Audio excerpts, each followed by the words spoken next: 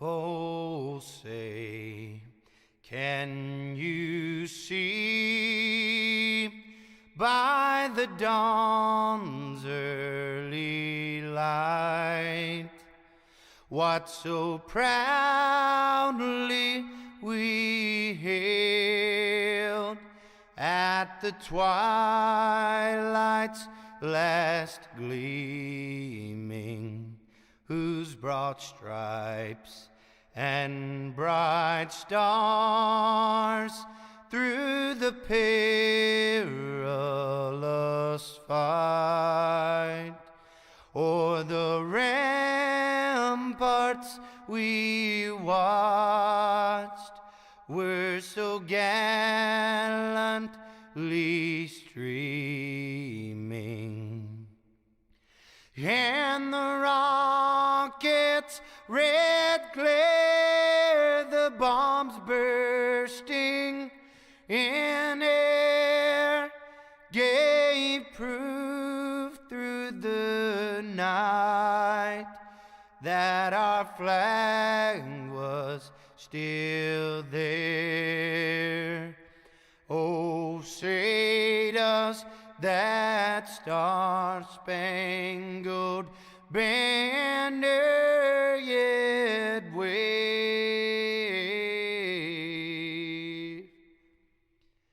o'er the land of the free and the home of the brave?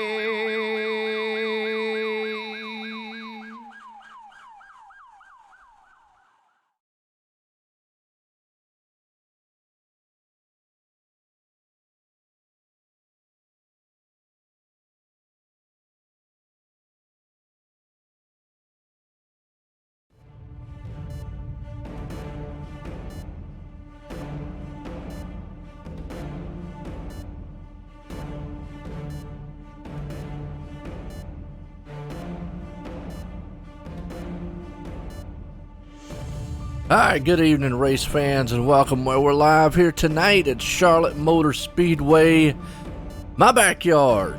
About 50 minutes away from this track, and actually they're supposed to be racing there in real life tonight, but it's thunderstorming, so we'll see how long that lasts. Like we say, we're here tonight for the Ford Entertainment Group PC Xfinity Series. And man, I tell you what's been a good one here is Joe White up here in the booth, and got a guest up here with me. Helps me out a lot on occasion. The man from Stafford himself, Speedway, Jeff Makem. How you doing, Jeff? I'm doing well. I'm excited for this race in here tonight. Oh yeah, I tell you, it's Charlotte, man. We've done a couple races in Charlotte. I like Charlotte. It's a fun track. It can be tricky. It can be kind of one of those tracks where frustrating to a driver, because you get some long green flag runs and kind of get tight or whatnot. But it actually is a fun track. It was one of my favorite tracks when I raced. I'll say that. I did pretty good here. For the most part. Surprisingly, always struggled here. This is not one of my stronger tracks, so we'll see if other people are like me, where they haven't been able to get too much luck, but I'm excited for this race here tonight. 300 miles. We're going half the distance of the Coke 600 tonight. It's going to be a great race. And that's one of the things about the league here. They do half of the Cup Series. So most of the races, are there. We do have stage racing. So folks out there look for the laps. We're going to look for pretty self-explanatory. 200 laps. It's going to be every 50 laps. It's going to be obviously lap 50, 100, 150. And then the one that counts, the last one there, 200. So that's the one everybody wants to win. But definitely they have, stage. They do have stage caution, by the way. And Jeff, I know you're new to that, but they do have stage caution. And what is kind of unique too is they have to complete that lap. So they have to complete lap 50 in order for it to go. We've had some wild ones. Casey Duncan in here for one in the past was coming in the turn 3 and 4. To the caution, and he ran out of gas, so he wasn't able to make it in that. So it was one of the kind of memorable moments, so to speak, here. So getting set to grid them up. Put the grid up here right fast, man, I tell you. Oh, Brandon, I ain't gonna try that last name. Fernopful. That has a copyright symbol at the end. That has a copyright symbol, Joe. Well, okay, let me go ahead and tell you what that is also. That's the rookie symbols. Oh. Yeah, but you're right, but it is a copyright symbol, though. That is, hey, I like that. I do like that. That's, hey. So all these guys got copyrights on their name. But it means that they're rookies to the league. Obviously not rookies to iRacing, but they're rookies to the league. But I like Jeff's explanation a little bit better. The copyright symbol. I never thought about that, man. All the times I've been doing these things, I never thought about it. Well, we got Jeff McCann right there sitting in second. Anthony Keys up to third. Josh Saucy there in fourth. Old Chuck Harrell in fifth. Tom Drilling starting sixth. Adam Petit there in seventh. Bill Benedict up in the eighth. Kenneth McCullen up in the ninth, and Jacob Eisenhower rounds the top 10s. Look to the rest of it here, and got a good field here tonight, and hopefully a lot of these guys are patient. They got a long way to go, and you know, it's very easy on this track to overdrive early in that, because you know a lot of times you're kind of wide open and whatnot. Absolutely. It's very easy to make a mistake here, unfortunately. And here's the thing about Charlotte. It does tend to eat up your tires. You have to take good care of them, because once they're worn up and they're gone, they're gone. You don't get a second chance there until you come down to make a pit stop. You don't want to have to do that too early here, because you've burned through your tires. You have to be very careful here. It's all about the long run here, especially during the course of a 200-lap race. You got a lot of time to figure out what you need to do, but it's better if you know going in what mistakes you should avoid. Yeah, and I agree with that one there. You're right, because over time, the car will get kind of tight.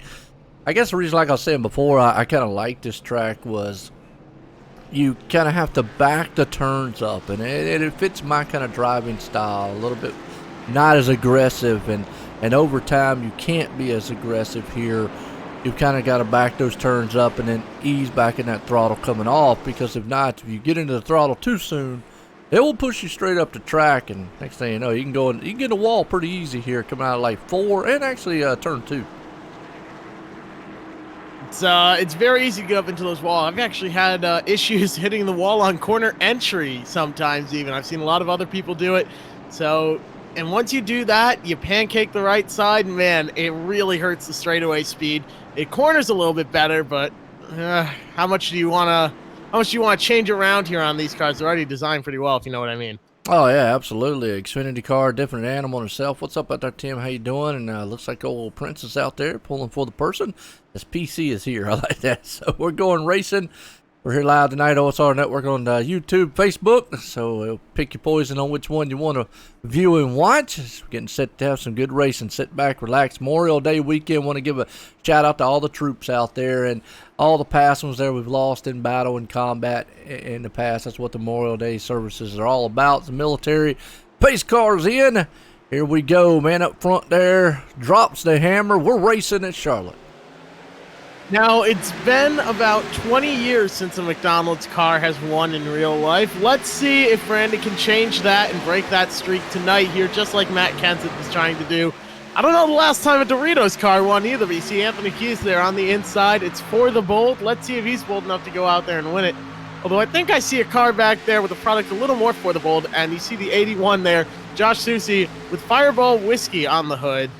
Yeah, we'll have to see how that ends up going. Tastes like heaven, burns like hell there on the quarter panel. We'll see how this goes at the end of the night. Yeah, right now he's going to hope that it tastes good at the end of it if he can put it in victory lane, like you just said, and, taking it back there. Remember old Bill Elliott back in the day running the McDonald's machine? As looks like we're in a caution here real quick. Oh, my gosh, Rick Schneider is still flipping. He just now came to rest. Oh, man, let's my gosh, what happened? Bill Benedict got side by side, doored a little bit there, got into the wall, and he's trying to hold on to it.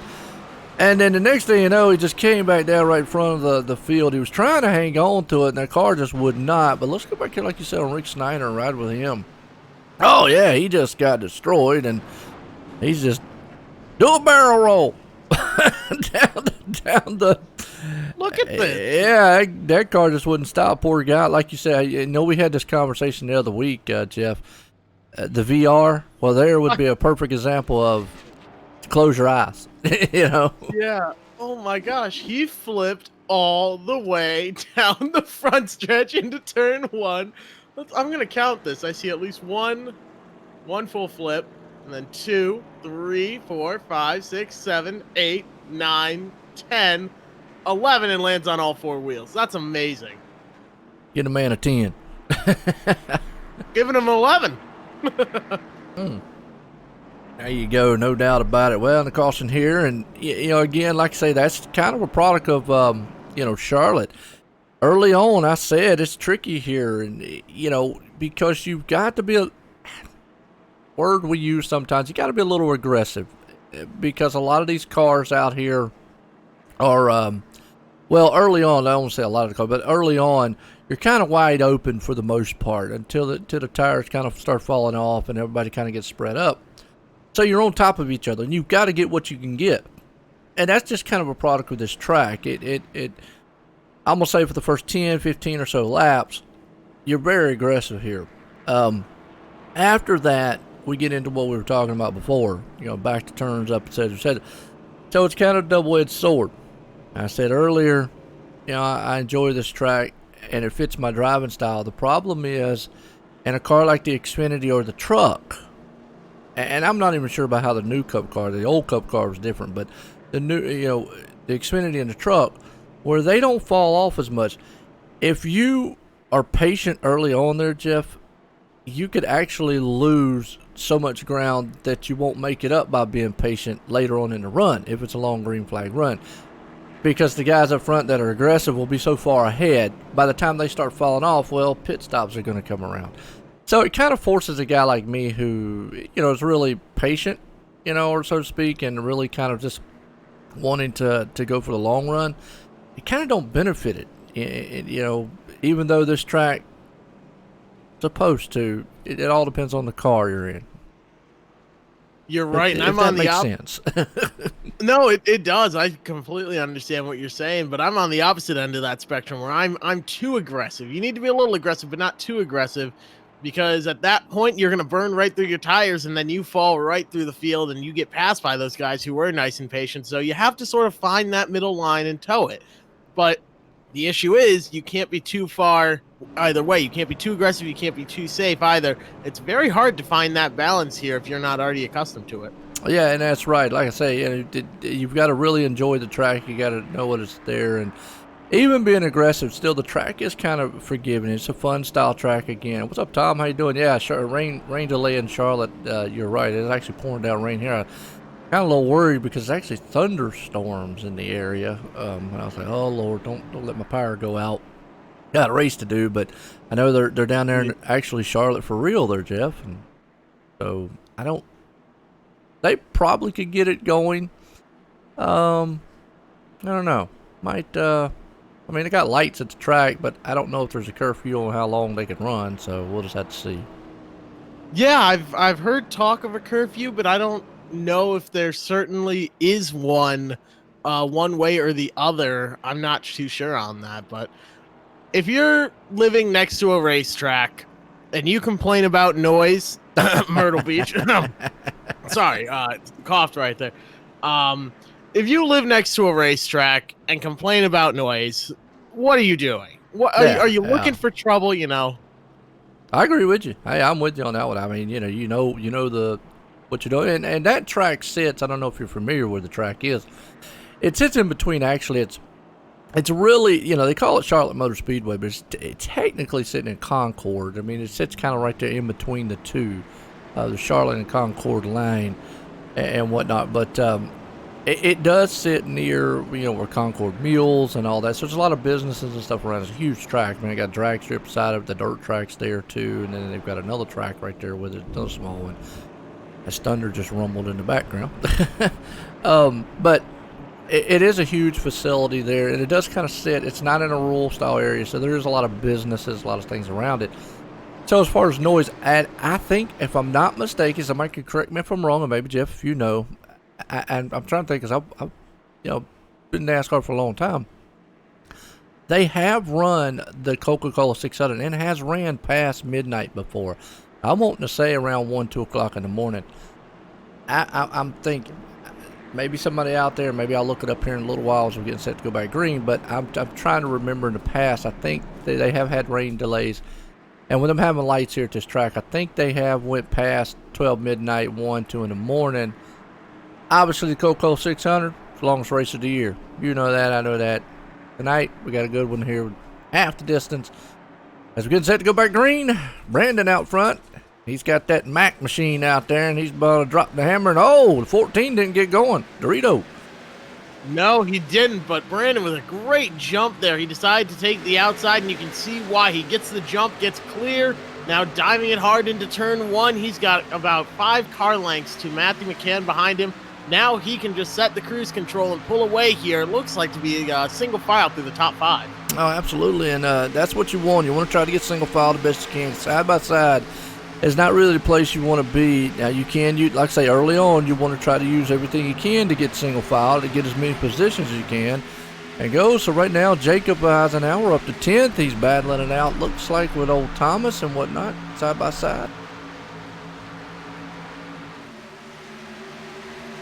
Side-by-side battles throughout the field. Out front, though, they've gotten single file. I see the first side-by-side battle. Anthony Keys to the outside of the 57 of Adam Pettit. Both of them rookies in this series. That's what we learned, what the little copyright symbol there means. A lot of rookies for this league in the field, though, tonight, and they are having some really good runs. Somebody moving up through the field, though, Rob Haynes from 14th now all the way to 7th in just a few green flag laps. We're coming to lap 10 here shortly, but caution is back in the air. Yes, it is. Let's see who the caution is on here. Not 100% sure, but we'll find it for you. How's that? Might have been. Shoot, I saw somebody. You see, maybe It was Rick the Lego Snyder. car. I think it's Rick Snyder again. Yeah, he is actually.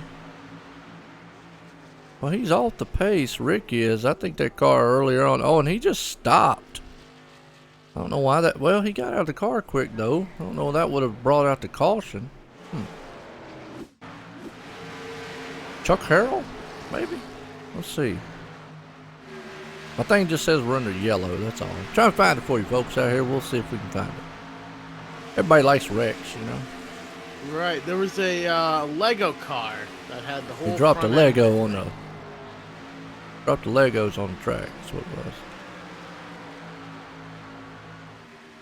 Probably one of those instances where it blinked out, you know. Sometimes in iRacing would blink out. You know, we are in a virtual world, folks, kind of, and whatnot. So, kind of one of those blink style wrecks. You know what I'm talking about, Jeff? Yeah, I know what you mean. And turns out that Lego car was not involved in this incident. But up at the front, they are going to pit road. Brandon leads the way down. I guess he decided already needs some fresh Goodyear tires. That goes to show how quickly they wear, though, here. Yeah, and they do. I mean, you know, even though we've only been a couple laps into it, you know, definitely tires are going to be important on this track. So it's definitely what you want Legos on the track here, right? Well, Crystal says she lived near Hartford, Michigan Speedway. It was awesome on race nights. I mean, that would be kind of cool, you know, live side of a track. I don't mind. You know, we used to go to school, and obviously RCR was right beside where the school was, high school I went to, and we used to always hear them rev the motors over there a lot, so that'd be kind of cool. Sounds like that would be awesome. I would love that. Oh, yeah, no doubt. Well, let's see. We got a new leader up here. Matthew McCain, Adam Pettit, and Chad Engel. Engel. I think it's Engel. Is it Engel? Chad Engel. I always want to say Angle for some reason, but Engel. I think it's Engel. I would guess Angle, yeah. Yeah. Angle, yeah. Good guess. Jason Branch, Kendall McCullen, out there, top 5 right now. Here at old Charlotte. Well, I tell you what, that's been some good racing so far. I mean, you know, I like Charlotte. You know, like I say, these guys got to settle down a little bit. Kind of maybe got some nerves here. There was an off week. Actually, they had their All-Star race last week. I think they did North Wilkesboro, if I'm not mistaken. That was kind of cool. That's a cool little track. I haven't had the chance to race it yet. I'm going to buy all at the same time North Wilkesboro and probably one of the new cars. And I don't know, another track thrown in there as well. But I'm excited to finally get to run North Wilkesboro here soon. Yeah, no doubt. There you go. Here we go, getting set, go back green here tonight. Charlotte Motor Speedway for the Ford Entertainment Group Xfinity Series. We got a lot of other great sponsors here, and you know what? I'm actually forgetting one major sponsor here. They're gonna shoot me for forgetting about them, and that is actually our caution sponsor. And missed him the last time. Select Seal Coat and Asphalt Repair. So check those guys out. I mean, they're getting to work in here. So in the bottom corner there, you can see all the sponsors here. They got several. The main title one's Ford Entertainment Group, but the caution sponsor. We also had the Raging Cajun there. Graphics was the gridding sponsor. So many different sponsors here, and have to get them all in order, but. Definitely Select Seal Coat and Asphalt Repair. Those guys have been on board here with the season so far, from the start. And, hey, if you're looking for something, commercial or residential, and, looking to, maybe you want to have your carport redone there, Jeff, I know you probably got a big one. I live in an apartment building, though. Well, tell them you need the whole driveway redone. Parking lot. Oh, yeah. Yeah. I will. I'll look into that. I'll let them know when I move in August. But right now, no, I'm with my. I'm currently with my parents down here in Florida. I came down for spring break and then was told don't come back here because of the coronavirus. So, not a bad place to be stranded and quarantined is down in Florida. So there's worse things. But yeah, they shut down the university and said nobody come back. Unless you absolutely have to, and I didn't absolutely have to, so I said, all right, I'll stay here in Florida. Yeah, that's not a bad place to be, I'm telling you. I wouldn't mind. I'm in Florida. You can go to the beach. You near the beach?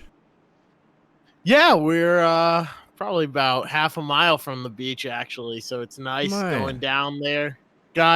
Went a few days ago, and there's like what are they called? Little bugs, no-see-ums. They bite you, so those are kind of a pain. But other than that, the beach is nice. Well, kind of with a name like that, I definitely don't want to no-see them at all, man.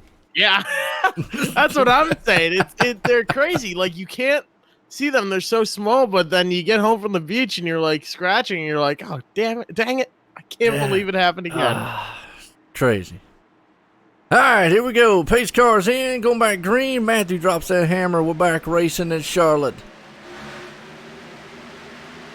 Matthew McCann now leading the way. Jason Branch slides up into second. He puts Adam Pettit back to third.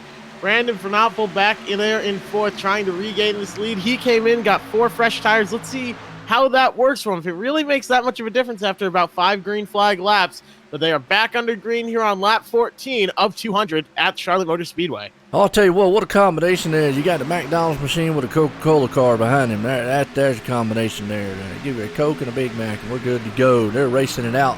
Oh, nose to tail. Back behind him, Rob Haynes there and Darren. They're having a good side-by-side duel. That's around about the 8th and 9th place spot as they're going to go side-by-side behind them. You got Thomas. So every once in a while you see these guys go single file. The next thing you know, they'll jump out there and try a little bit of double file, see if they can't make some, positions up. You're right, and just like we were seeing in real life, we're seeing the bottom group here be strong. Look at Brandon in the 10, trying to get a run on the 22 of Jason Branch down on the bottom. There he goes. He's got the run on the bottom here. That pushes the 22 up, and he just cannot carry as much speed there. Going down the backstretch, they're about dead even, but I think off of turn 4, Brandon might get himself clear here. Yeah, absolutely, man. Right now, looking pretty good so far as he's up front.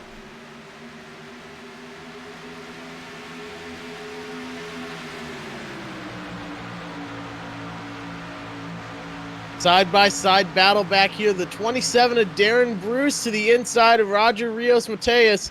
Now that opens the door for the 38 of Thomas Lattimore to take a look at the 5 car, who is still stuck on the outside. That's the thing. If you're stuck up on the outside, you really want to get down to the bottom as fast as you can, but with how close these cars typically race within a car length of each other, man, when you're up there on the outside, you can easily lose 2, 3, 5, 10 spots even. It's crazy.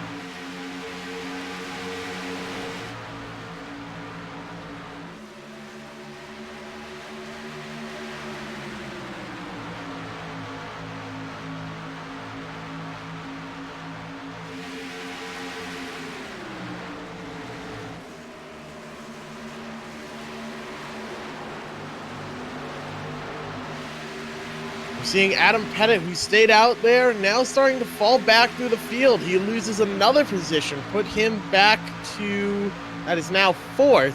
And he's got a lot of fire coming behind him. The 2-car Steven Evasius, Jason Branch trying to work his way back up, but still stuck up on the outside.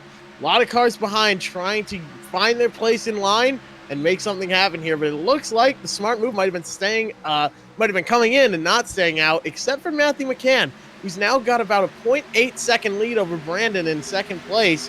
And Matthew stayed out. Brandon came down, took 4 tires. I think we've sort of reached the point now where those tires have balanced out. But as I say that, half a second is the gap now. He gained a 1/4 of a second there, Brandon did, on the leader, Matthew McCann.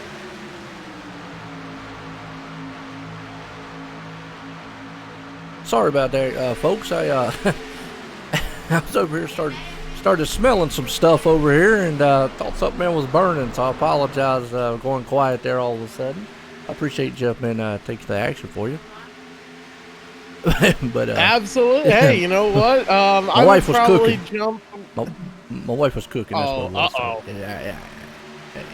Yeah.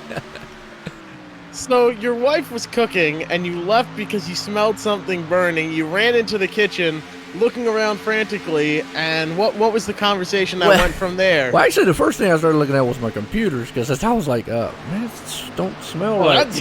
Yeah, I was like, man, make sure them things ain't burning up over here. Like, what in the world's going on now? I looked over, she had the iron over there too, and I said, is it touching something? Sure enough, she had something on the oven. I think there's something up underneath the oven burner, and it was making a thing, so just had to be safe, you know. There you go. All worked out, though. That's good. No doubt. Well, good race, man. Appreciate that tuning in. We've got a good battle going on back here, about 11th to 12th. They're almost 3 wide back there. Almost 3 wide. You can go 4 wide here, but it's not going to last that long if you do. 0-4 with a pass in the grass. It doesn't quite work out in his favor, though. Keith Dunn took it to the grass there, but didn't end up gaining any positions. Now he's going to fall into the clutches of Josh Soucy, who's actually on a bit of a backward trend here, starting 4th all the way back to 14th. A lot of guys that started towards the front are struggling. Chuck Harrell from 5th to 17th. Anthony Keys from 3rd to 18th. Kenneth McCullough from 9th all the way to 22nd. And Bill Benedict, that was the Lego car involved earlier, started in 8th, now running back to 28th, 4 laps down. So just because you started at the front doesn't mean you're going to stay up there. But how about Matt Weeks? My goodness, from 32nd all the way now into the top 10 after just 24 laps here, a little over 10% of this race, 12% of the way through this race. Man, that is a really great run, as Brandon has now gotten the lead back and is starting to pull away from Matthew McCann. Yeah, no doubt. Brandon up front leading, and still good battle going on, about 14, 15 place spot. But you're right, talking about Matt Weeks there. He, week in and week out, he tries to come to the front. He's got a good fan club out there, and some of his family members actually watch him. Always like that, throughout the racing here. Good battle there. Around about 6 and 7, looks like Darren and Steven. They're going to go dueling it out a little bit. So, like I say, throughout the field, you're going to have some single file. Again, a track like this, after a while, on a long green flag run, we spoke of it, it is very hard to pass. You'll start seeing guys that are better at managing tires. The bad thing is though, once you're marred back in traffic, you're really not going to see, and just to show y'all out there, let's bring up the lap times here. Because, all the way from 1st all the way to 22nd, I'll say back to 21st, there's not even a second splitting them up time-wise. I mean, it's just that close. So that tells you right there that anybody in the back is just not going to come flying to the front. So track position could become very crucial later on in the race. Absolutely. You want to be up towards the front, especially when you have to come down and pit. But working their way through lap traffic now are the leaders. Brandon Front. Man, I'm not going to get that right. Phenomenal. That's my interpretation of it. That's what I'm going to go with. Brandon Phenomenal is in first, leading the way with Tom Dreiling now back there in second, Adam Pettit to third. And now we're starting to see the dominance of new tires. They're about 10 laps newer. Matthew McCann has fallen all the way to fourth now after he stayed out, and pretty much everyone else came in from 12th all the way to fifth, though. Darren Bruce having a great run, and he's going to work on the 00 now. Yes, he is going to try to see if he can't take that spot away. He does up underneath there. Well, up there in front of me is, but right now that 38, like you said, Thomas, and he's still going to take that spot away from him as Matthew's going to drop back behind him. So again, you're going to see we're going to battle for the lead. Tom says, hey, I've rode behind you long enough. I'm going to try for that thing. Might as well go for it. And aggressive drivers, what you need to be here tonight, as long as you're not too aggressive, you need to find that balance. And somebody who might have overdriven it is Brandon up at the front. Now Tom Dreiling goes down to the bottom and is making Brandon take the high side and go the long way around this track. I think we're going to see Tom take the lead here and inherit it. The two rookies, though, for this league are battling at the front for the lead, and they've got about half a second over third place. That's Darren Bruce, but pit stops seem to be starting here. I wonder if that's scheduled for the 88 of Jacob Eisenhower. Well, you got a lot of guys didn't make the pit stop on that last caution, so they'll probably go in. Now, the biggest thing here... Oh, he spins! Who spins? The 88's around. Jacob Eisenhower. Okay. Go back Coming and to pit road, he locked up the brakes. Yeah, he's down on the apron. He tried to stop, and didn't work. No, it did not. So he goes down pit road, and man, that is very unfortunate. But not all that surprising here, because it's very, very easy for anyone to make a mistake. That's not a dig at Jacob there, but it's very easy to miss pit road here. It's not as easy as it looks, going from about 180 down to, what is it, 45 here? Yeah, yep. 45 miles an hour in just about 100 yards. It's not that simple. And, you know, you got to look, too, with your tires wore out. Sometimes it's hard to get that car woed down, like you just said. So, definitely in the caution here for it. Tom out front. And what I was going to say there is, over time, you can make passes on the inside. It's a little bit harder. If the guy up high does not give you a lot of room, so to speak, if he you know, he can't pinch you down, because you really need that middle lane to try to let that car glide through the turns here, you know, after a while, if you want to even try the inside and get around somebody. Because definitely if you don't have them cleared coming out of the turns, that's where they can fight back. Coming out of the turns, going in, you usually can get a good run, almost like an arc here at this track. So it looks like everybody's going to opt to come on pit road tires here, as we're at lap 31. We got about another 19 more laps before we get to first stage. That's going to be a nice break for these drivers here. Right at lap 50, they know they can make the run. They're going to have about 15 laps on this set of tires, so they have time to push it and see how the car is on the short run, and that will give them some valuable information for later on. But we are rapidly approaching the end of the first stage. Yes, we are, as we're getting set here. The first stage here tonight is lap 50. And I know these guys definitely want those bonus points, 1 to 10 there. But obviously it's going to benefit, they just pitted. So if they run it green from here to the stage where the next caution would be, or if a caution flies, I think it's within 5 laps of the stage. They don't, obviously they're not going to throw the caution again for the stage there. But I think it has to be within 5 laps is the rule here. They know that those tires will hold up pretty much from here on out. So you could here's the point where you look at, I can run this car hard now, and don't want to wreck, but you can run it very hard. Right, and we're going to see how these drivers perform on the short run, because we've been talking about how important it is on the long run to save your tires, not be too aggressive, and not be too safe either. Now, though, with the short little run here until the end of stage 1, I think we're going to see some guys really pushing it. And, I mean, if the tires are on there, you might as well use them. They're free to you. Yeah, no doubt. I mean, and with only by the time we go back green, you're going to have about 14, 15 laps here to that caution, or, the stage caution, that is.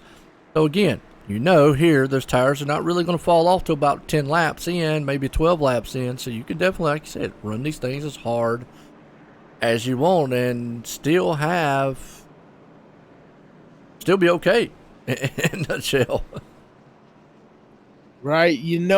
That's the most important thing is when the next caution is going to be. And it's not that often that you have that in racing. So taking advantage of it is going to be key here. Right now, though, up at the front, looks like some drivers are taking their wave around. So they're not going to be able to come down and pit. Hopefully they have enough fuel here. But Tom Dreiling is leading the way still over Brandon, Darren Bruce in third, Rob Haynes in fourth, Thomas Lattimore from 15th all the way to fifth, now sitting in the fifth position. The biggest mover so far, though, looks to be Anthony Thitchener from 19th all the way up to 7th now, having himself a really good run. Yes, it is. These guys are kind of thinking about what they need to do here. Again, we've seen it. I think track position, and I got a feeling later on and towards the end of the race, I mean, probably now you might see some guys, if they hadn't been out there for so long, you probably would have saw some now since it was so close to the next stage caution. 2-tire stop. It's not going to be. I don't think it's going to be unrealistic to see at the end of the race somebody do that, because track position here is so crucial, and it's so hard to get. I mean, if you're back in, we'll say 15th, 20th spot, getting up front, it's going to be a tough ordeal. It absolutely is. I think we wait for those strategies to come out a bit later on. That's why I'm glad we're up here in the booth calling the action instead of calling the shots on the pit box. It makes things a whole lot easier. Yeah, no doubt. Because that's one area I struggled with, pits and, pit timing and stuff like that. Fuel mileage. In road racing, here's the thing, big difference between road racing and a little education. We love doing the little histories and tech stuff here at OSR Network for you. But road racing and NASCAR, to me, the two, you spend a lot of time analyzing and obviously racing how far you can go pit stop wise in road racing, tires and fuel. And you kind of can know, okay, I can go exactly 35 laps, and they know more exactly what they can do because you're more racing the car. In NASCAR, I'm not saying that they don't, but you are racing more of the other drivers, and you get all that scrambled in together. Sometimes the fuel mileage has to be calculated by, the crewman or the crew chief and so forth. So that's his job. But the driver actually can do more of it in road racing and so forth. Driver's job in NASCAR is basically to try to conserve as much as he can, if he can, as we're back green here at Charlotte. That's exactly it. I always found in road racing, I always struggled with it because you're racing against yourself more than anybody else. And man, I'm the last guy I want to be competing against. I thought I was on my side. So out here on the oval side, what's nice is you're out there racing against everybody else, and it's a whole lot of fun. Tom Dreiling now out for the lead, though, and he's got Darren Bruce on his back bumper sitting in second place. Let's see if Darren's able to make something happen here. Looking to the inside. Does he have a run? No, he gets blocked by Tom, who's going to defend that inside line, because that's really the only place that someone's going to pass him. So if he's able to defend it, he'll be fine all night. Yeah, and early on, like I said, with them just having a mad dash here to the first stage, it's pretty much that inside lane's what you want to protect. Nobody's going to try to go up high. You won't do that until later on, middle side. But Tom's going to be able to utilize the whole side track behind him as he holds off Darren. Brandon's going to work on the back end. Everybody single file, nose to tail. You go back to the 38 machine of Thomas. He's going to look to the inside and drive that 57 up high. He's going to get up there, maybe swap a little paint with him. They're going to stay door to door out of the turn. Still side by side down the backstretch. That's a side by side battle for fifth place. But for the most part, these guys are starting to single out and fall into line. They know it's going to be 13 laps at the line until the end of stage one. And then they've gotten to lap 200. So lap 38 now complete of 200 laps here tonight. Yeah, no doubt there. Like you said, first stage lap 50, next stage lap 100, and 150 pretty much kind of easy to keep up with. Every 50 laps we're going for it there. And Jim Westerfield, there you go. That's old Princess out there. She says burn rubber. And he's up 13th spot, so old Jim looking pretty good. He's a regular stay here at the iSRA League. Boy, I'll tell you what, these guys are getting awful dicey up here in the front of them. Now, they're still nose to tail, but Problem is, man, they could pass any time, and he's got company. He's got Darren and Brandon right there behind him. That he does. He actually caught the apron a little bit there, so he might be checking his rear view a little bit more than the windshield. And whenever I catch myself doing that, I always have to remind myself, that's why my windshield is so big and my rear view is so small. You got to just focus forward, keep going straight. They have to be the one to get around you. So right now you see the 27 looking low. That door was open. The 15 left it open. Maybe he was listening up here and didn't block that bottom line. So now the 10 car is going to try and go to work. He catches the apron as well, so that lets the 15 slide on in, going down the backstretch. Once again, they're single file, except the 27 now is in the lead. Yeah, it is. Darren puts that thing up front, and Brandon's trying. Looks like Tom's a little tight going into the turn there. The car went up the track just ever so slightly. Come out of 4 here. Come across this line this time by about 9 to 8 more laps to go here for the first stage. And boy, look at that run. Brandon gets going in. You can do that. The thing about it is you don't want to overdrive the turn, because then you're going to have to let out and you're going to lose all, here's this word again, momentum coming out of the turn. You're right, and momentum is huge in these cars. If you lose it, it takes a while to get it back going again. And we say that, it seems like every week, but there's some tracks where it's easier, where you're constantly on the gas and back off, jumping on and off. Here, you spend a lot of time on the gas. You're not using the brake too much, if at all. You're just letting the car turn itself on entry and work its way around the course. And you're right there. And a lot of the 1.5 mile tracks, I mean, are momentum style tracks. And like what you just said, when you're not using the brake, I mean, other than like a short track like we talk about North Wilkesboro, Martinsville, Bristol or something, and when you're not using the brakes a lot, you have to know how to just crack that throttle and get back on at the right time, because if not, the momentum will swing. And that's what we're talking. You got to keep it, constant. It's a constant flow here. And then there's the mental thing that comes into it, Jeff, when we talk about as drivers, as it looks like Brandon's going to make that pass on Tom for second. But that's where, well, as I say that, never mind, it goes Tom back on the outside. But, we say that about drivers week in and week out. Concentration, and over a course of a race, that concentration, it gets harder. It don't get easier. You're right, and you have to keep that in mind here, that these drivers are going to get tired, they're going to get frustrated, but 200 laps here isn't easy. It's going to be a long race out there for these guys, and they're going to feel every minute of it if it starts getting long. It does here, and man, right there in 4th place, Rob Haynes got the beer store on his car. I would love that week in and week out, seeing that paint job. And I always say, well, I hope man he's not out there drinking. There's been a couple times he's wrecked, and I said, well, maybe he was drinking too much. But right now, looking pretty good, pretty straight. Certainly is. That 29 machine is looking quick. Rob Haynes from 14th all the way to 4th. Thomas Lattimore, 15th all the way to 5th. Anthony Titchener still 19th up to 7th. It seems like these runs have sort of stalled out for these guys up here. Those are the same positions that they were in before, 4th, 5th, and 7th, respectively. Right now, everything's sort of balanced back out. Adam Pettit trying to make something happen here and work his way back up towards the front. But Darren Bruce still leading the way. 5 laps to go in stage 1. Brandon is right there, going to try and find the inside line and the way around. Right now, you got Matthew Kane back there in 11th place. Anthony Keys right there in front of him. And Matthew's looking pretty good. He's coming up there in that 00 machine. Old Jim Westerfield right there behind them in 12th as we're coming up here close. Stage number 1. Remember, they have to complete that lap, as we've seen. Some wild ones here. Most notably, old Casey Duncan in here. He wasn't able to finish it out, and well, kind of ran out of fuel. And that is what everyone's hoping to avoid here tonight. But if they do run out of fuel, hopefully they can limp that car back to pit road. They don't have to take a tow. I mean, it's bad running out of fuel, but it's even worse when you have to come to a stop and tow the car back to the pits. That can really hurt your night and end it quickly. But still, we have 25 cars remaining on the lead lap of the 32 that started it. Bill Benedict is the only car 1 lap down. I'm sorry, Justin Gledhill is the only car 1 lap down. Bill Benedict is 6 down. And other than that, nobody's on track. So 28th through 32nd have all packed it up and are either sitting in the pits. That's Brad Bothwell is sitting in the pits repairing the car.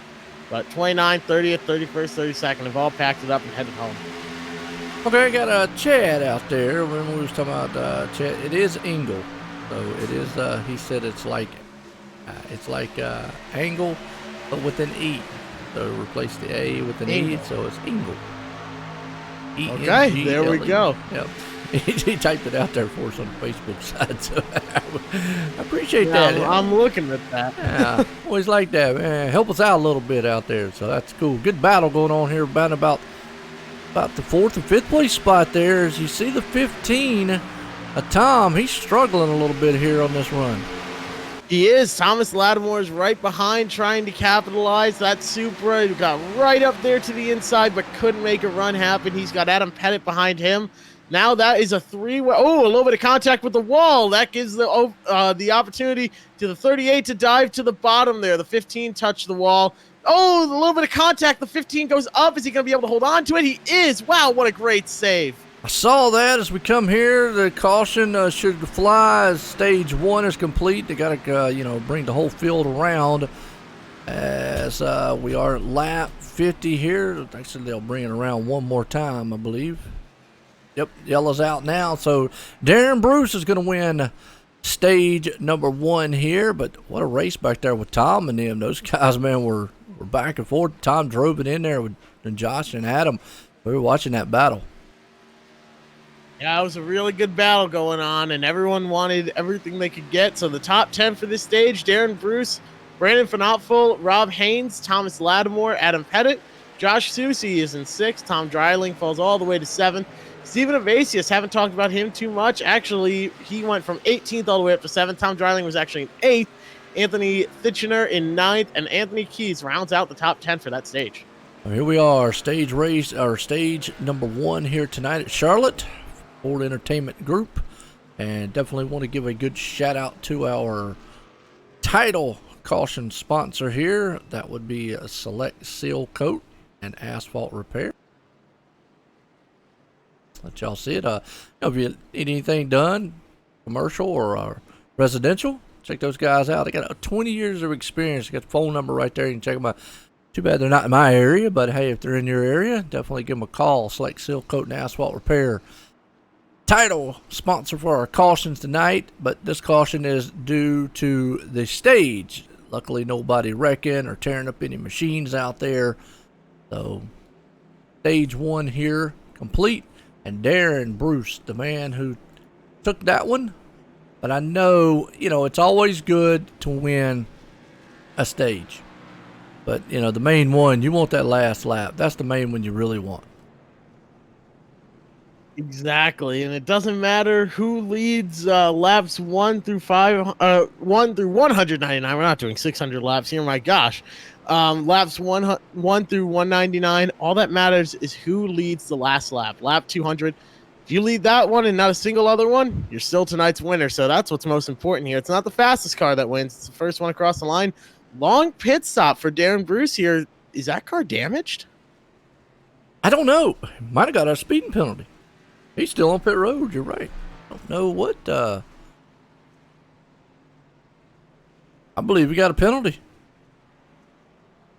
I'm wondering if that car didn't hit the wall, though. It looks like the right rear is damaged and the right front as well. I'm thinking he hit the wall. If we can't get a close-up of it here. Well, there's no fast fixes, so if it did hit the wall, the rear looks good. The front looks a little bit on the front. Oh, he hit the wall off of 2 on lap 50. Huh. Well, we missed that one. We were watching the battle in the back there, so okay. So maybe he opted to do the optional repair on it a little bit. That's why it took him so long. Why not? Under caution, hey, you still got a little bit to go to get back up front. Yeah, he just hit the wall there. Oh, that's a heartbreak. You never want to see that happen, unfortunately. All right, out front here. Stage number 1, Jim Westerfield. Wow. Well, if he stayed out,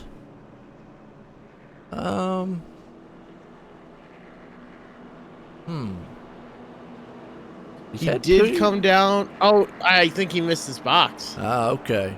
He Just did. say how in the world he got out there in front of Brandon. We'll see if he drops off on pit road or if he opts to stay out. I mean, obviously he's pretty much going to have to come on pit road if he hadn't been in a while.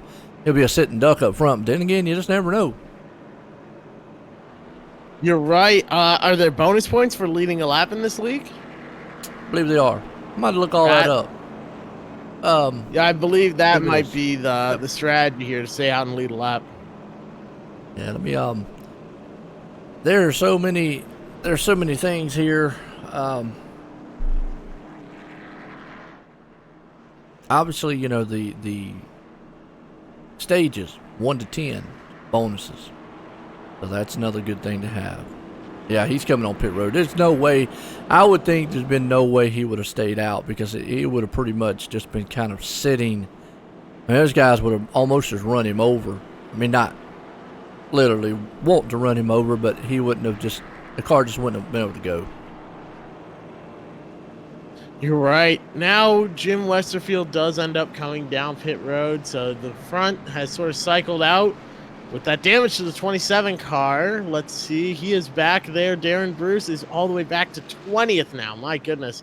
That's a big hit. It's hard to race your way up through this field.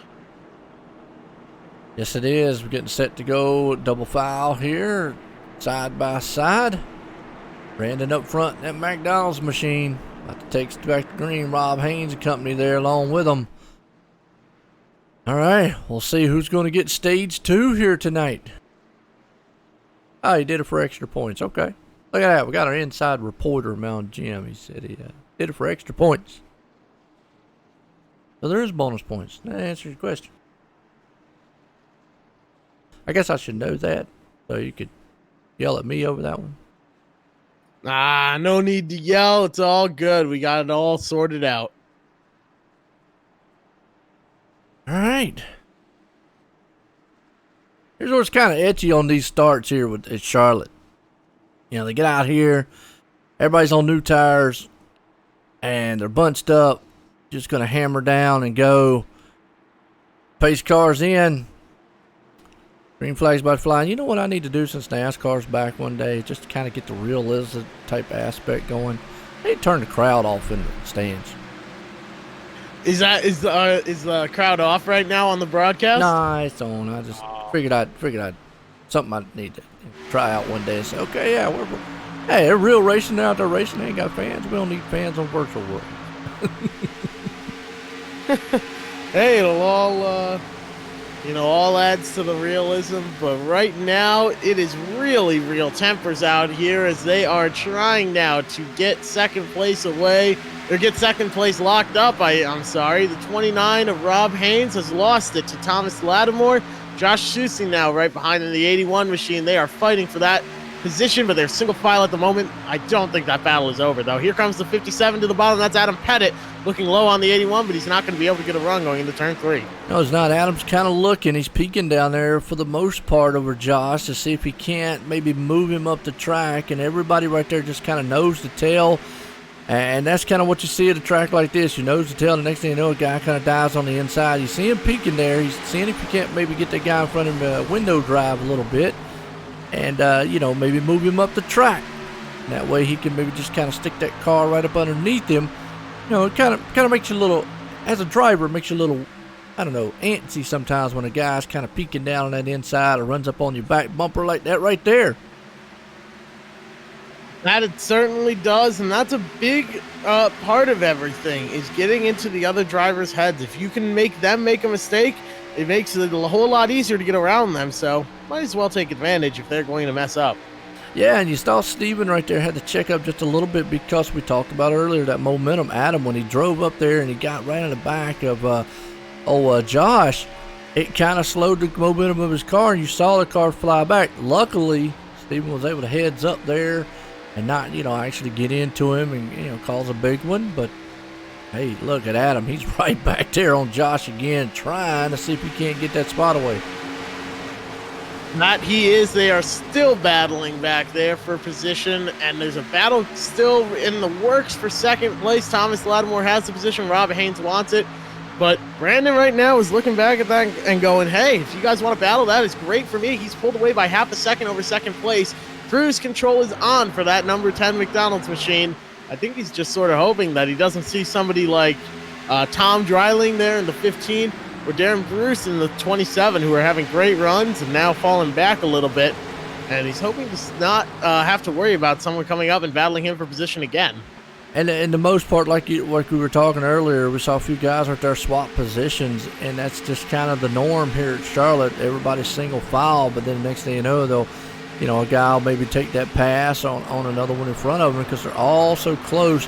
All it takes is a little bobble from the car in front, and next thing you know, the guy's going to swoop right on by you. Kenneth hanging on to 7th, Anthony right there in 8th, Matthew making him right there in 9th, and Roger Rayos, is up to 10th. Matt Weeks on the outside looking in. Let's see where old Jim Westerfield's moved up to. He's up to 20th so far, so the new tires have definitely helped him out. Not too bad coming through the field. Not too bad at all. From 32nd to 11th, though, Matt Weeks didn't put down the time in qualifying. Ran a 30.269 in practice. Now he's up there. He is battling with the number 5 in the 00. He's trying to work his way into the top 10. The opportunity might be coming his way here as the 5 gets a little bit checked up. Here comes the 99. Now he's back on that back bumper. He's looking for a top 10 here after starting all the way back in 32nd. Yeah, it is. Got that 99 machine looking good. Although the old PlayStation right there on the side of it. And the back end got FedEx running with it. So we'll see what happens. Want to definitely tear his car up, but he's up, like I said, up to 11th. He's looking at battle in front of him between Roger and Matthew there. So Matt, well, now he's got Chris on his outside, and Chris just, lost all that momentum. He tried that outside lane. Yeah, unfortunately, the outside lane is not the place you want to be making passes. Now, 89 to Matt Weeks throws a block on Chris McCullough. That's a good battle going on back there for 11th. Brewing up to be more, though, here as Roger Rios Mateos, I believe that's pronounced, and Matthew McCann are going to be fighting very shortly here, I think. But up at the front, Brandon's pulled away by now a full second. Rob Haynes has second place locked down. Thomas Lattimore is solidly in third. Adam Pett in fourth, and Josh Susie now in fifth. They are single file all throughout. And the biggest thing with Brandon way out there, he can kind of race his own race, pace himself, don't have to abuse the tires, overdrive the car or anything like that. Don't have to worry about it as Rob's right behind him, almost a second. You got Thomas Lattimore there sitting in third. Adam back there. The battle still is going on back around about 10th and 11th. That's between Matt and Matthew. As the 00, now they fall back in line. You got Chris in the mix there along with old Roger. Get a little tussle going on back there around about 9th on back to 12th. Very good battle going on back there. Now you see the 99 of Matt Weeks trying to get a run on. That is the 00 of Matthew McCann. McCann's lost one spot. He's about to lose another here. He's got Weeks low, and now put Matt Weeks into the top 10, up 22 spots from the start. What a fantastic run so far, 67 laps into this event. Absolutely, definitely. A man on the move coming through the field. He's just picking them off one by one, and that's what you have to do with a track like this. With the way this place is and how, that you're just not going to come blazing through the field. You've got to pick them off one by one. Use your opportunities right when they come. And you can see, like right there in front of him, Anthony and Roger make the pass. Well, that actually allowed him to gain on the back end of Roger. Now you see Roger move up the track, get a little bit tight. There's your opening. You've got to take that opening in and go, and he does. He makes another pass on him, so maybe he'll get up there to Roger next. So he's doing what he needs to do. Pick them off one at a time, and every opportunity, though, make the most of it. You're right. It's like I say, you line them up and you knock them down, trying to work your way up through the field. And we talked about not being too aggressive here, but being aggressive enough. I think we're starting to see a good balance of that. Brandon now holding on to about a 0.9 second lead over Rob Haynes. That gap is pretty constant. A 31.1 for Rob Haynes that last lap, a 31.12 for Brandon in the 10 car. So a difference of 20 thousandths of a second.